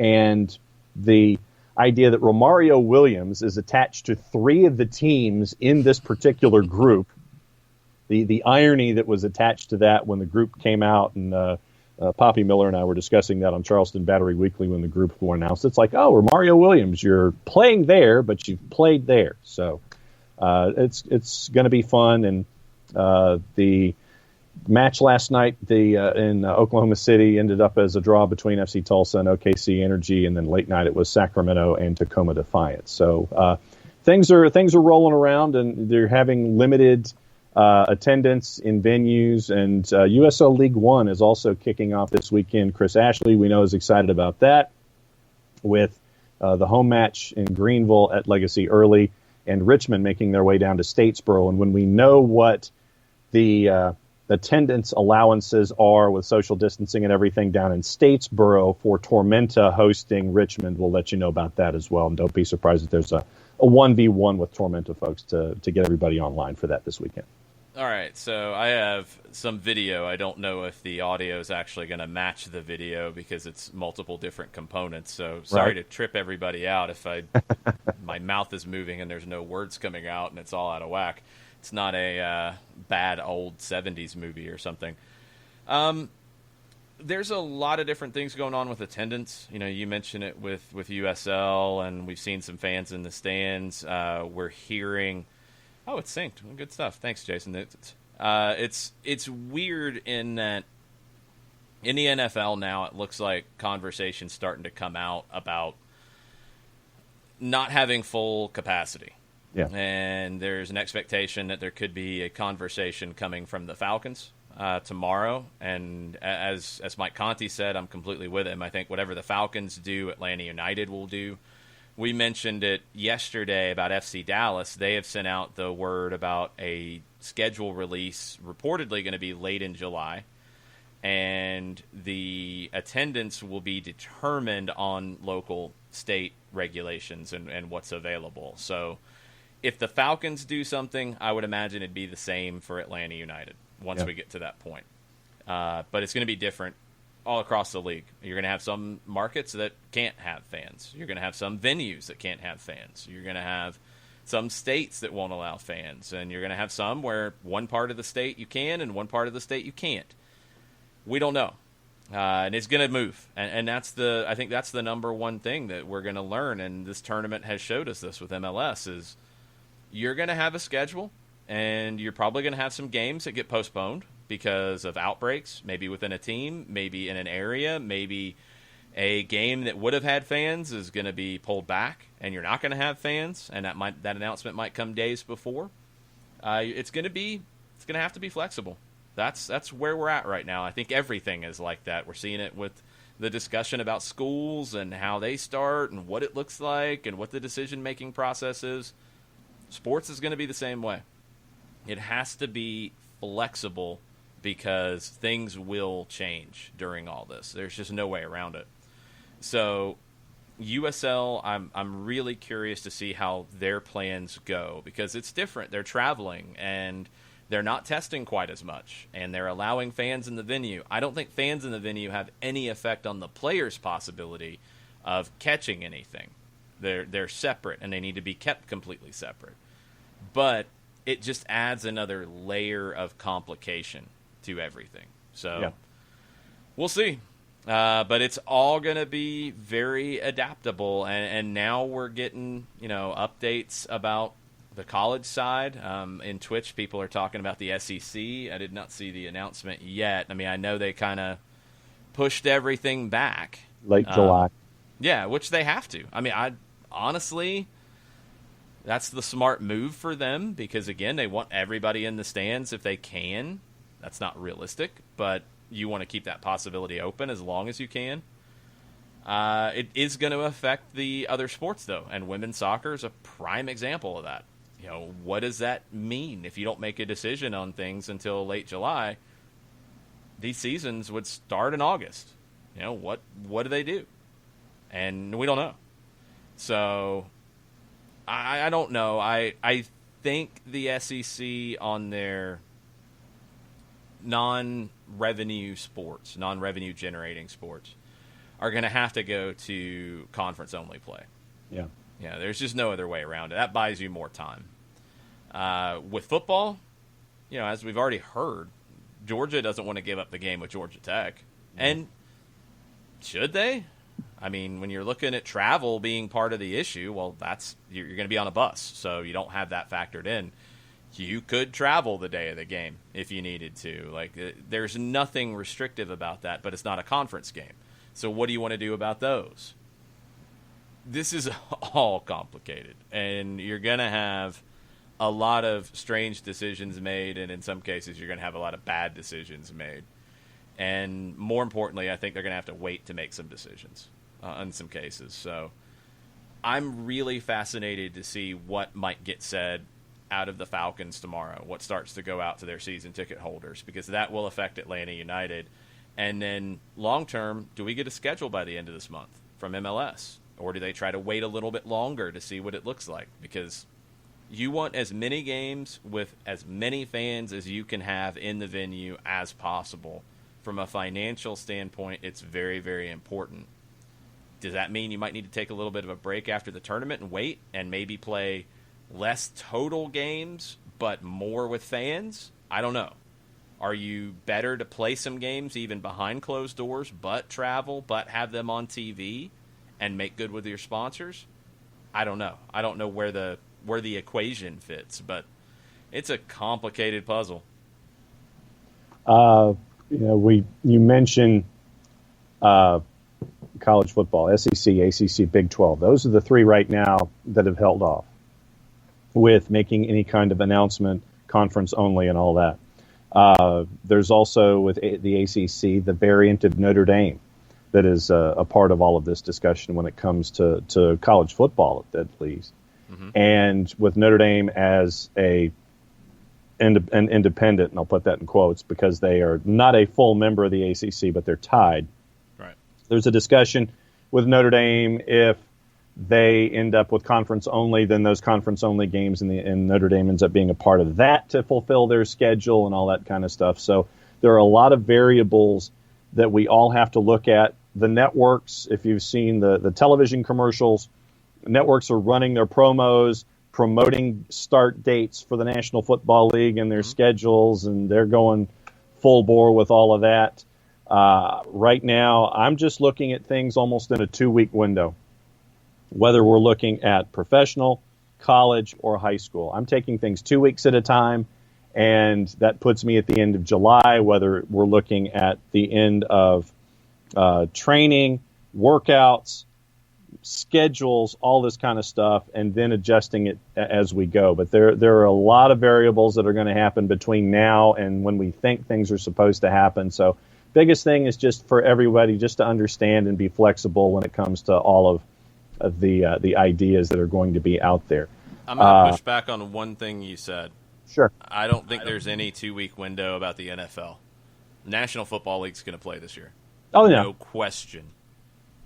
Oh, and it's too much. There's too much money. Absolutely. Too much money for too many people. Yeah. You know, it's not even just these NFL teams don't want to lose money. Networks. Yeah. I mean, the amount of eyeballs, the amount of sponsorship money, the amount of advertising money, the NFL will play. Mm-hmm. And they have the money and resources to do it safely. Yeah. They will play. The only way they don't is if the players choose not to. And I don't think that's going to happen. I think they're going to play. Now, if they play, then you start to get the trickle down of things, because then that makes it hard for college across the board to say we're not going to. And as people have said, and Adam from 816 is dead on with this, you know, there's no consistency between testing protocol decisions from the conferences. The NCAA doesn't want to do anything about any of it. No, they don't. So, you know, I don't think you're going to see a consistent plan across college, period. Yeah. But if the NFL plays, I think you'll have college football. Yeah. You'll have something. The SEC would probably be one that, and again, financially, CBS. CBS is a prime example. CBS with the NFL and the SEC. Yeah. They need the two of them to play. They do. They need that advertising money. Yep. And if they don't, then CBS as a network is in trouble. Yes, they are. Like, that's the big picture here is, you know, is the NFL too big to fail? Maybe. Yeah. Maybe it is. And what does that mean for the other sports? Because other sports are not necessarily in that same boat. Yeah. And they're going to try to push forward because the NFL is, and they might not do it in a responsible, safe way. And that's the problem with the whole big conversation, because it gets complicated. It's not easy. It's not an easy decision. You don't want to see all the investment go away. All right, I have to tend to a barking dog, so I shall return quickly. So continue your filibuster for about a minute and a half, and I'll be right back, and we'll pick this back up. I am not filibustering, sir. I am talking and giving very important information. Then give important information for a minute and a half. I'll be right back. All right. We'll get caught up on everything else as we get ready for more games in the MLS's back tournament this evening. There's games in the English Championship right now. Fulham and West Brom's about to pop up on my TV. And we'll see where that goes. Wigan is getting ready to play as well, and we've talked about all the complications with their ownership situation. And really, not a lot of resolutions with that at the moment. So it's a weird time. I have, like a lot of you, I think, really enjoyed this tournament with MLS. I've enjoyed the early matches. I think the 9 o'clock games are great. I'll be curious to see what MLS learns from it on the ratings side, and especially on those demographics. When you look at ratings it's easy to get hung up on overall numbers, but look at that 18 to 49 age group, because that's where the advertisers are looking. And the overall rating's great, but that 18 to 49 number is the important one in terms of bringing more advertisers in. And so far, they've been pretty good for these events. I wonder what it's been for the 9 a.m. games. That's the question I have. Atlanta Phoenix on Twitch says, I could see the ACC and SEC playing each other to replace non-conference games being lost due to the decisions by Big Ten and Pac-12. Easily. Yeah, I could see some alliances formed during all of this. I could see some partnerships formed during all of this. I could see some different things work out, and the landscape could look very different coming out of it. It would make sense, okay, Georgia to play Georgia Tech. It would make sense for Florida to play Florida State. It would make sense for – but then you start to get into some trickier ones. Clemson and South Carolina, okay, that's easy. Kentucky and Louisville, okay, that's easy. Who does Tennessee play? I guess one of the North Carolina schools. You can put Vandy in with them, but then you're getting further afield, and it's like, all right, who are we going to make Missouri play? Are they going to go play Boston College? That's not what we want. Adam from 816 with a good question. Tim Ream, is he going to be the first signing for the St. Louis MLS team? Ream is... how old is Tim Ream now? Efforting. I got it because it'll take you 2 hours. Sorry, but it will. He is 32. Ooh. He might be, but I don't know if that's a good signing. He's 32. Yes, he's 32. Thanks, John. We're here. He's 32 now, and he re-upped at Fulham. He would be, when is he 32? October. So he turned 33 in October. Oh, he'd be 34, turning 35 in his first year with St. Louis. If he just wants to play in his hometown, yes. But they can't spend crazy money on him at that age. I don't think he will be worth it for them if they spend anything crazy on that. We'll see. It's an interesting question. Like, if he wants to come home, then absolutely. If he comes home and signs for, $150,000 a year, $200,000 a year, and plays a year or two, and then transitions into the academy or the coaching staff, yeah, you can make it work. I haven't seen Fulham a ton this year, so I don't know where his level is. His time with the national team in recent games, I thought there was a drop-off. So we'll have to see where he is in another year and a half, and when St. Louis makes that decision. But the good feeling of it, yeah, it would make a lot of sense in that regard. Yep. Talking about the schedule for the MLS tournament, Kefsey says, the morning game, sure. I think last night broke me. Sleep hours are unclear. Yeah, I'm glad we're not doing 9 a.m. shows right now, because that would be rough. I made it, almost through the end of the Portland Galaxy game. I did miss Chicharito's goal. I gave up on the Galaxy when it got to 2-0, and we got a little bit further along. Yeah. I watched, and it was an oh, by the way, and it was a nice pass, and he swept it in, but it was, it was just kind of like, Portland just, for me, I'd love to know where the Galaxy's defense was. But yeah, Portland, for me, I think was pretty much what we talked about and what we expected. And Galaxy has issues, as they say. We haven't seen the Galaxy's defense in years, so there's no question about where their defense is. West Brom, somewhere other than where they were playing. West Brom is a joke at the moment with some very bad faking going on. It was pretty awful. Yeah, players should be laughing about that. Sorry, that was offensively bad acting right there. West Brom and Fulham goalless right now in the championship. That's Wigan scored against Hull. Wigan scored against Hull. Go Wigan. Josh Sargent came up in Adam from 816 suggestions for St. Louis. Splash some money on Josh Sargent. I saw a report, and it was out of Austria, that Red Bull Salzburg could be lining up a move for Josh Sargent. Would be fascinating for Jesse Marsch to bring Josh Sargent in. Yes, that draws the stroke of the chin. That's intriguing. Yeah, I kind of like the idea. It'd be a lot of cash that St. Louis would have to pay. I think. I mean, let's see what Josh Sargent is being priced at right now, according to Transfermarkt. And their numbers are adapting pretty quickly at the moment. They've got him at $7.37 million. To get him, you'd probably have to pony up at least 10. If you're St. Louis and you can talk him into it, yeah, it's worth it. It's absolutely worth it to spend that, because by the time you launch, he would be, 23? 22? Be 22 years old. To pay $10 million for a striker with Bundesliga experience and is a hometown guy, yeah. If they could get him for 10, do it. If they could get him for 12 to 15, it's a little tougher, but maybe. Anything past 15, I don't think it makes sense for them to do it. But I think he's going to stay in Europe. Salzburg is an interesting one for him. I wonder how he would fit in that system.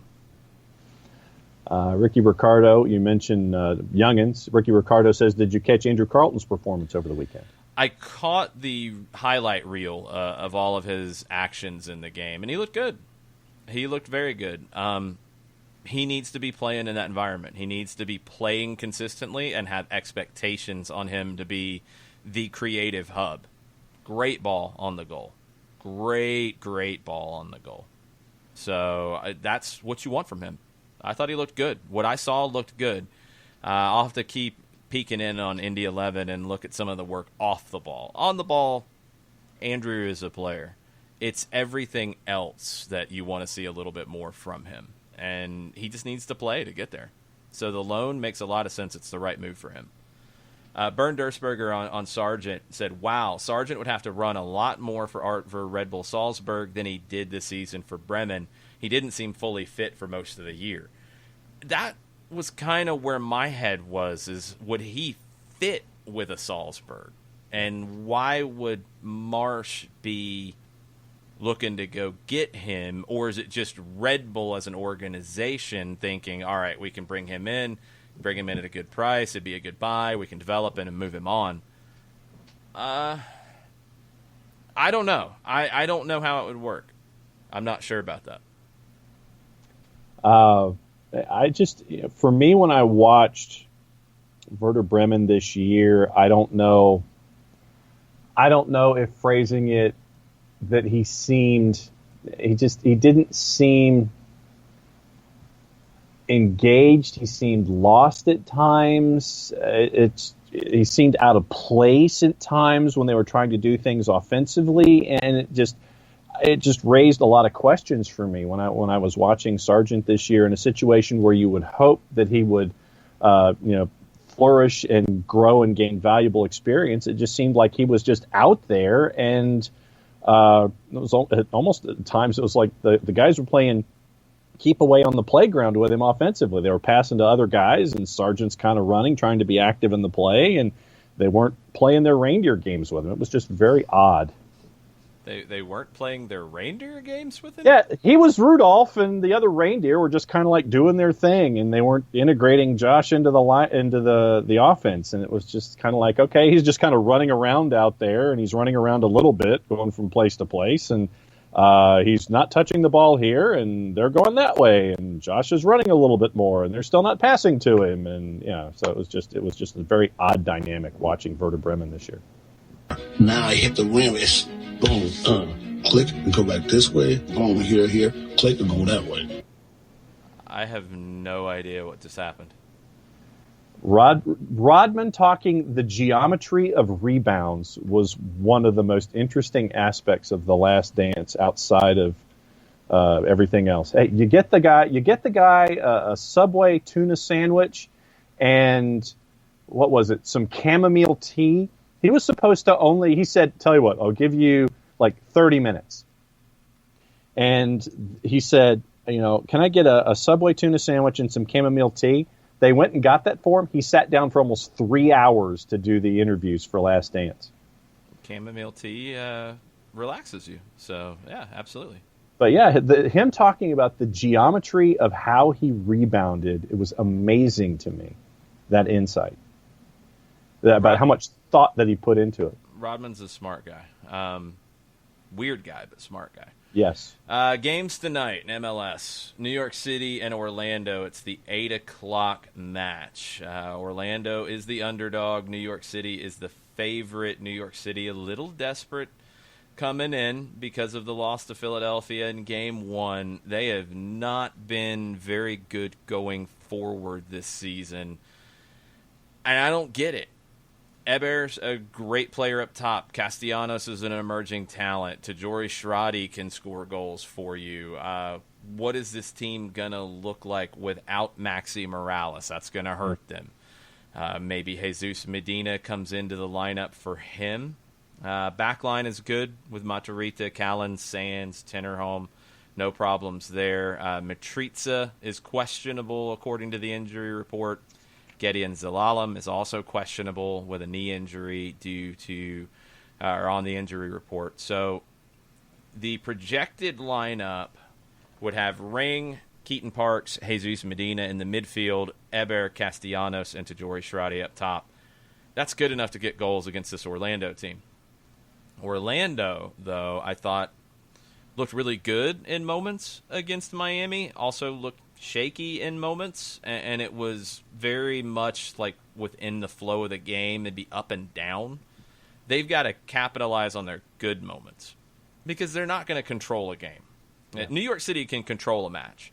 Orlando doesn't have enough to control a match. So when they're in those moments of ascendancy, they have to take them. The back line is somewhat shaky, although Juan getting forward is really dangerous for Orlando. I liked Junior Urso. I think he's a good partner for Uri Rosell. That's a pretty good midfield with Mauricio Pereira as well. Pereira is a good number 10. This team is going to go as far as Nani and Chris Mueller carry him, though. Mueller's going to run himself into the ground, and Nani, if he can give you those late-game heroics, those big plays when you need them, they'll be fine. At some point, they got to get something out of Dwyer, or they got to move on to Tesho Akindele. Yeah. And we'll see when that point is. But they've got enough to give New York City problems. I think New York City's the better team. Even with the misses in midfield, they should still be able to control the game. Tennerholm getting forward, I think he can really cause some problems for Joao Moutinho. The left back, he's technical. I don't think he's a great 1v1 defender. So when Tennerholm gets forward, that'll cause him problems. And then I want to see what NYC does with, is it Eber out wide on the right? Is it Castellanos out to the right? Is it sometimes one, sometimes the other? Does Tajori Shradi come over? Do you create some 2v1s? That's the weak spot for Orlando. I think New York City wins because their backs are against the wall. But I think it's a little sloppy. I think it's a 2-1 New York City win. That was the number I had in my head. You picked the Nelson special for the 2-1 win there. I think that I think that signing Tesho to the new contract, I think, was another shot across the bow for Dwyer, that his time in Orlando might be, or his time starting in Orlando might be growing closer to a close. But yeah, I think it's Nani, it's Mueller, and I'll tell you what, I'll go on the Tesho train. I'll say that Tesho Akindele is the guy who scores the goal tonight for Orlando in their 2-1 loss. We'll see. I don't know what they're going to do up top yet. I think they still want Dwyer to work himself out of whatever funk he's been in for a while. They've got a lot invested in him, so they have to give him every opportunity to play his way out of it. The nightcap, Philadelphia and Miami. Philadelphia will win. I think they'll win 3-1. I think Miami will get exposed a little bit in this one defensively. I don't like the idea of Roman Torres coming back into this and playing in these conditions. I think he's going to struggle to a degree. Yeah. I still don't have a good feel for what Miami is yet. Ulloa and Trapp have potential as a midfield pair, but it didn't really seem consistent against Orlando. It didn't put them under a ton of pressure. They're going to be put under a lot of pressure by Philadelphia.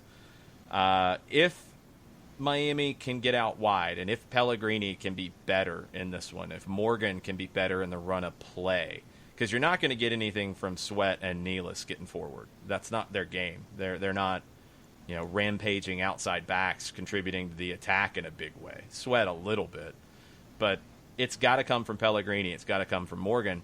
That's how you can beat Philadelphia, is out wide. If you don't do it there, Ulloa, Trapp, and Pizarro is not going to outplay Martinez, Bedoya, Montero, and Brendan Aronson. It's not going to happen. Philadelphia is another one of those teams that can control a game. I don't think Miami's anywhere close to that yet. I think it's a 3-1 win. I think it's comfortable for Philadelphia.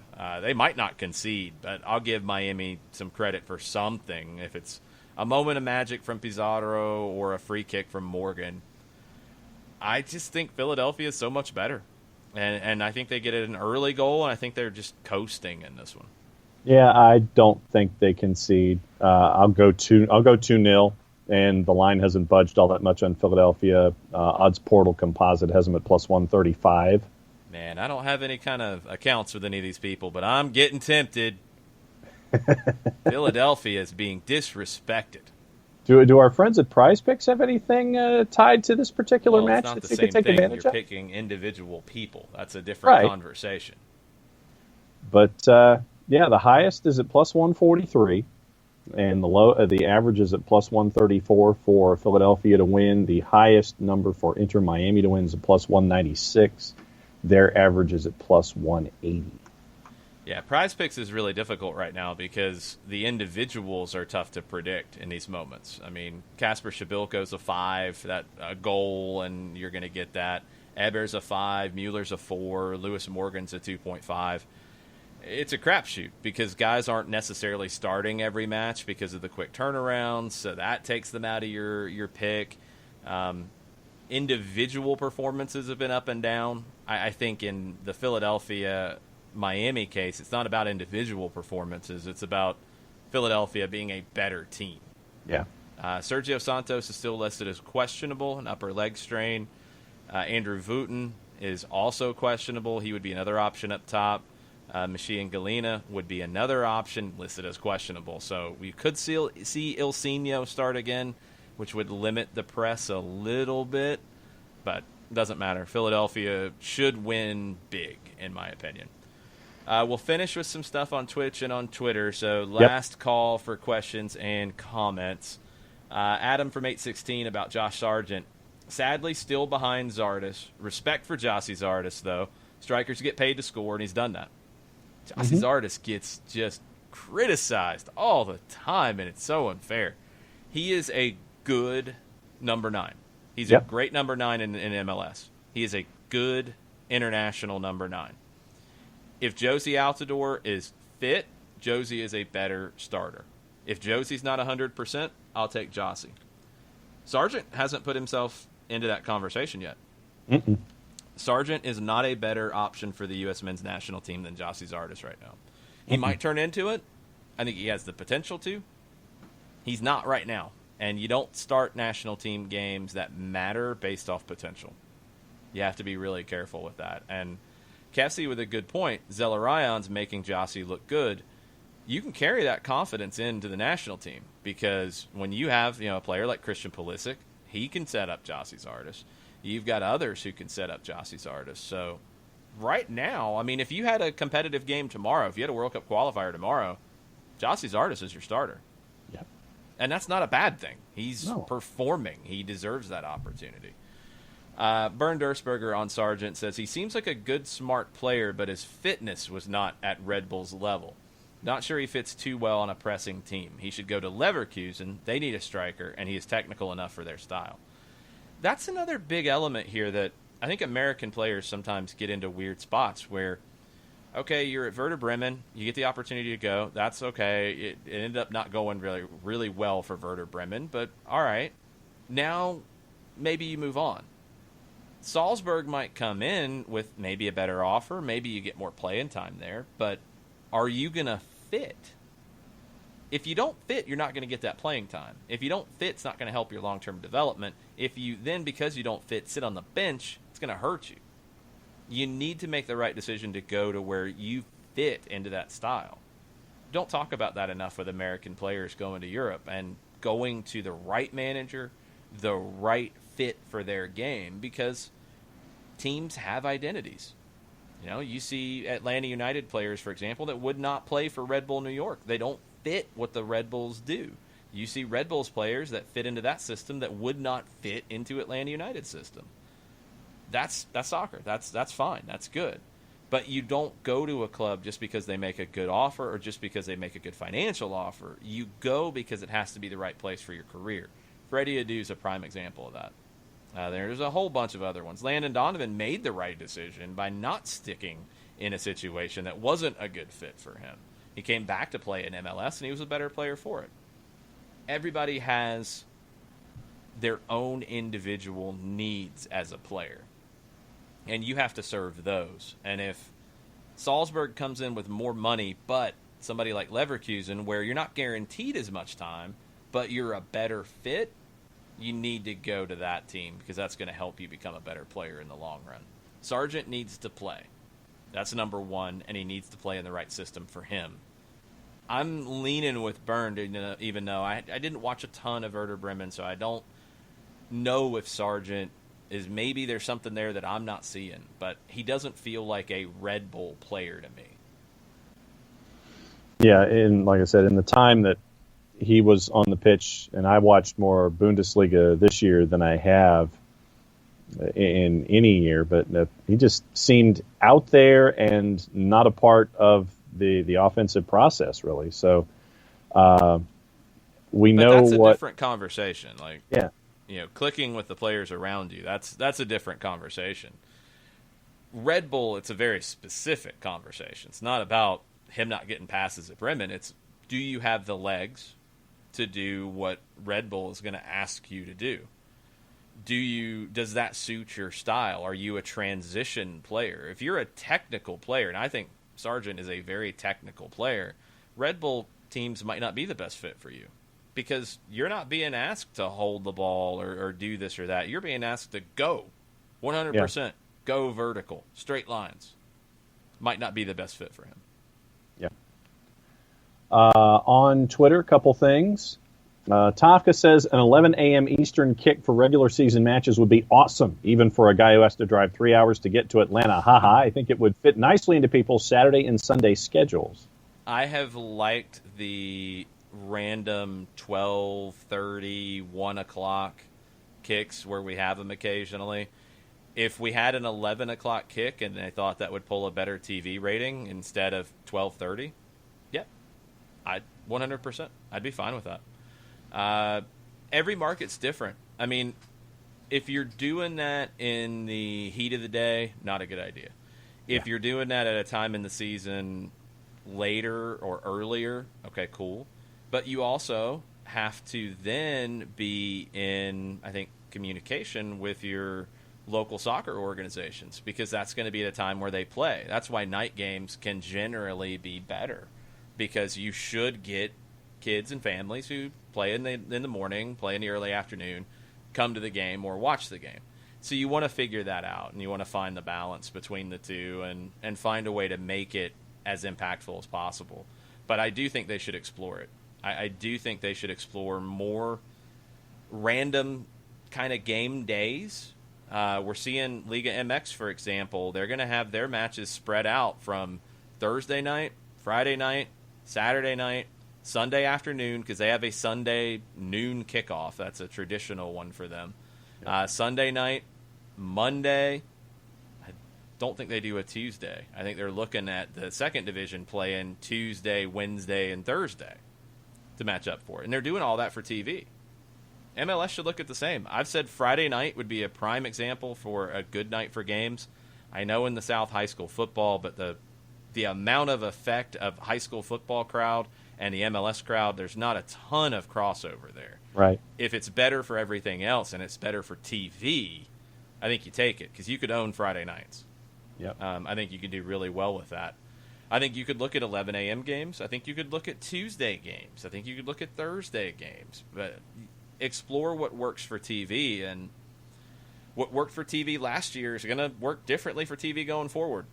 TV needs live sports programming to draw eyeballs, to draw advertisers. And if they're going to give it to you and your MLS, and they're going to say, we want you to play at 11 o'clock on Sunday morning, so you're done by the time we get to the NFL, okay. Yep. If they're going to say do it because you'll be done before our college football commitments later, okay. If they're going to give you Friday night prime time, I mean, if WWE SmackDown can be in prime time on Fox on Friday, if CBS keeps wants to spending money on soccer, if they came and said, you know what, we'll give you 8 o'clock Eastern time on CBS, you better sign up. And take the 2 to NA approach, where you have that the pregame show, which gets you from 8 to like 8:20. You get your 2 hours to get you to maybe 10:15. You do your postgame show, and that gets you right into your local news. So there's a way to massage that whole primetime part in the evening to monopolize that window. Yep, you can make the most out of it, but we'll see where all that goes. Before you finish with Twitter, a couple more on Twitch before we're wrapped up. Predictions for tonight: Atlanta Phoenix says 2-2 for Orlando and NYC. Faith in Orlando. Okay, I like it. Philadelphia 3-0 winners. That's Atlanta Phoenix's predictions. Kefsi says, since we were saying how impressive Columbus was, I'm going to say up the Zips, but I also hope Atlanta crushes Cincinnati too. I hope so. I hope if Atlanta gets an early opportunity that they continue to run with it. I know it's easy in a 9 a.m. game especially to take your foot off the gas. Don't be Toronto. Don't be Toronto. Keep the hammer down, because that goal differential could come into play. Go ahead and take full advantage of it. You get Cincinnati down, keep scoring goals. Ropes thinks Jossie Zardes gets some of his flack for being in MLS. Some of it, but I think some of it's just people criticize his first touch, and it's inconsistent. It's not as good as Josie Altidore. It's not as good as Josh Sargent, but, I'm looking at what finds the back of the net. Jossie finds a way to score consistently. I'm going to take that, and I'm going to know that, all right, I've got to, deal with some bad first touches. I've got to deal with some things. He's unpredictable because sometimes he pulls an unbelievable first touch. He's a pretty creative player. I like his full package. I like the way he plays. I like his game. It's not world class, but he and I think it was Zardes they were talking about. I thought it was a good way of looking at it. Caleb Porter is challenging him to go from a 15 goal a game kind of guy, or 15 goals a season kind of guy, to 20, and to put a team on his back, and that takes you into an elite level. Can he do that? I think with the talent around him, he can.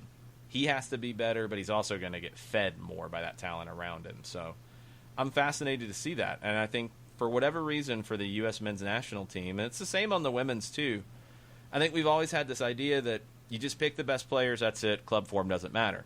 If Jossie Zardes starts scoring 20 goals a season in MLS and playing for a top team and scoring week after week, you better be playing him for the national team.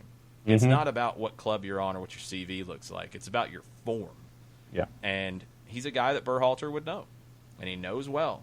And if he likes what he gives the team, he fits the way Berhalter wants him to play, and he's in good form, he should be the guy. That's it. I don't care about CVs or what club's next to your name. Is he playing the best? Play him. Adam from 816 is a good one here, and this is a really interesting conundrum for Weston McKennie and what his decision is and where he goes. Because he's going to get money, I think. I think money is going to come with this move, but he needs to go to a spot where he can play a position consistently. Yep. Because he's turned into a bit of a utility man, and that can hurt you in the long term.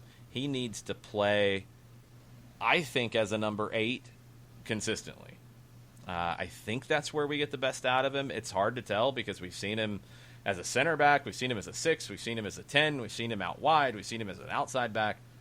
I think his game is suited to be a number 8 where he's got a lot of freedom. I think potentially for the national team paired with Tyler Adams would give you a really good midfield that can cover a ton of ground, can get forward. Both of them can get forward, but both can cover for the other one.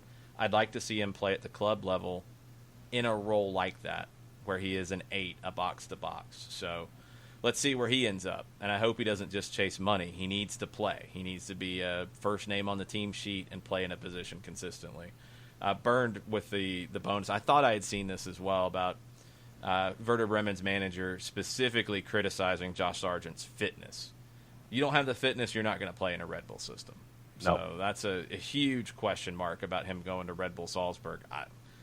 It kind of set some alarms off for me on was it the right idea for him. I'm glad that I wasn't crazy and people are reminding me of some of the other things I've seen. Thanks, guys. A couple things real quick. Ricky Ricardo, when we were talking about schedules and stuff like that, he says he thinks Texas high school football may not be happening, which I think that idea will spread on the high school football level. Yeah, that's a different conversation. They just can't afford testing. Yeah. So, and if you can't afford testing, you can't play. So that it's different. I mean, is there money in high school football? Well, absolutely, there's money in high school football, but not enough like an SEC program or an NFL program that can pay for whatever testing they need to pay for to guarantee safety. High school football can't do that, so I don't see how they play. Then a little bit ago, Nashville SC has posted on their social media they've joined about 30 other Nashville-based businesses in a letter to the governor of the state of Tennessee. First and last paragraph.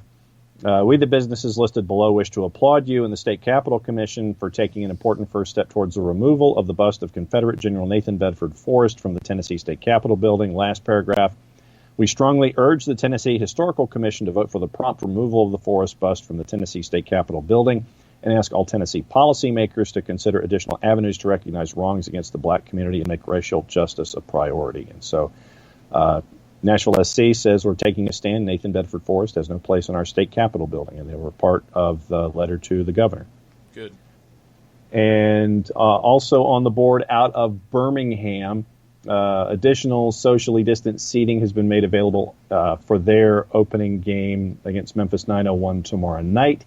And something incredibly cool that they've done, they are going to wear Birmingham Legion has partnered with the Birmingham Civil Rights Institute and unveiled a commemorative jersey, and they will wear the kit for the first match, auctioning off the jerseys to support the BCRI. And there's a really cool article up on their website that goes into more detail along with the video presentation, but good stuff coming out of Birmingham with Birmingham Legion and Jay Heaps.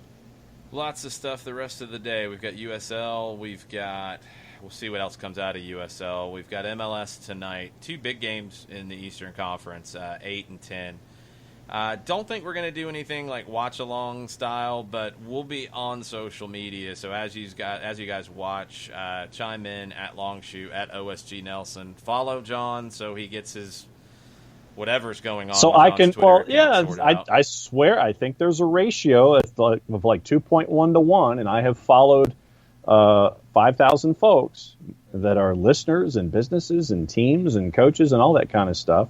But I can't follow any more people because my ratio has exceeded what it's supposed to. So I need more people to follow me so I can follow them. That's the bottom line. You need to put out content to make people follow you. You also need to go and clear the numpties from the people you are following. And then you need to keep campaigning. Well, I'll continue to campaign. You might need to help up a sign. That I can do. I can do that. I do that on the show every day. I'll do that on Twitch. CAFC's following you. CAFC check. Yeah. Thank you. So, yeah, follow me so I can follow you, so I can follow more people, so I can follow you, and you can follow me, and I can follow more people. Unfollow some people that you don't need to be following. That's what you need to do, too. I've got to figure out what numpties are in there, considering it's 5,000 names. You just look at it. So that's going to be one of my homework assignments. And you've got time the rest of the afternoon. Ha! Do it. Yeah, so I got that, and my sheet is clear, and I think that's the show. Yep, that'll do it. We'll be back tomorrow. Normal show tomorrow, 9 o'clock. We will have Mike Conti joining us. We will have Doug Robertson joining us. We will preview Thursday morning's match.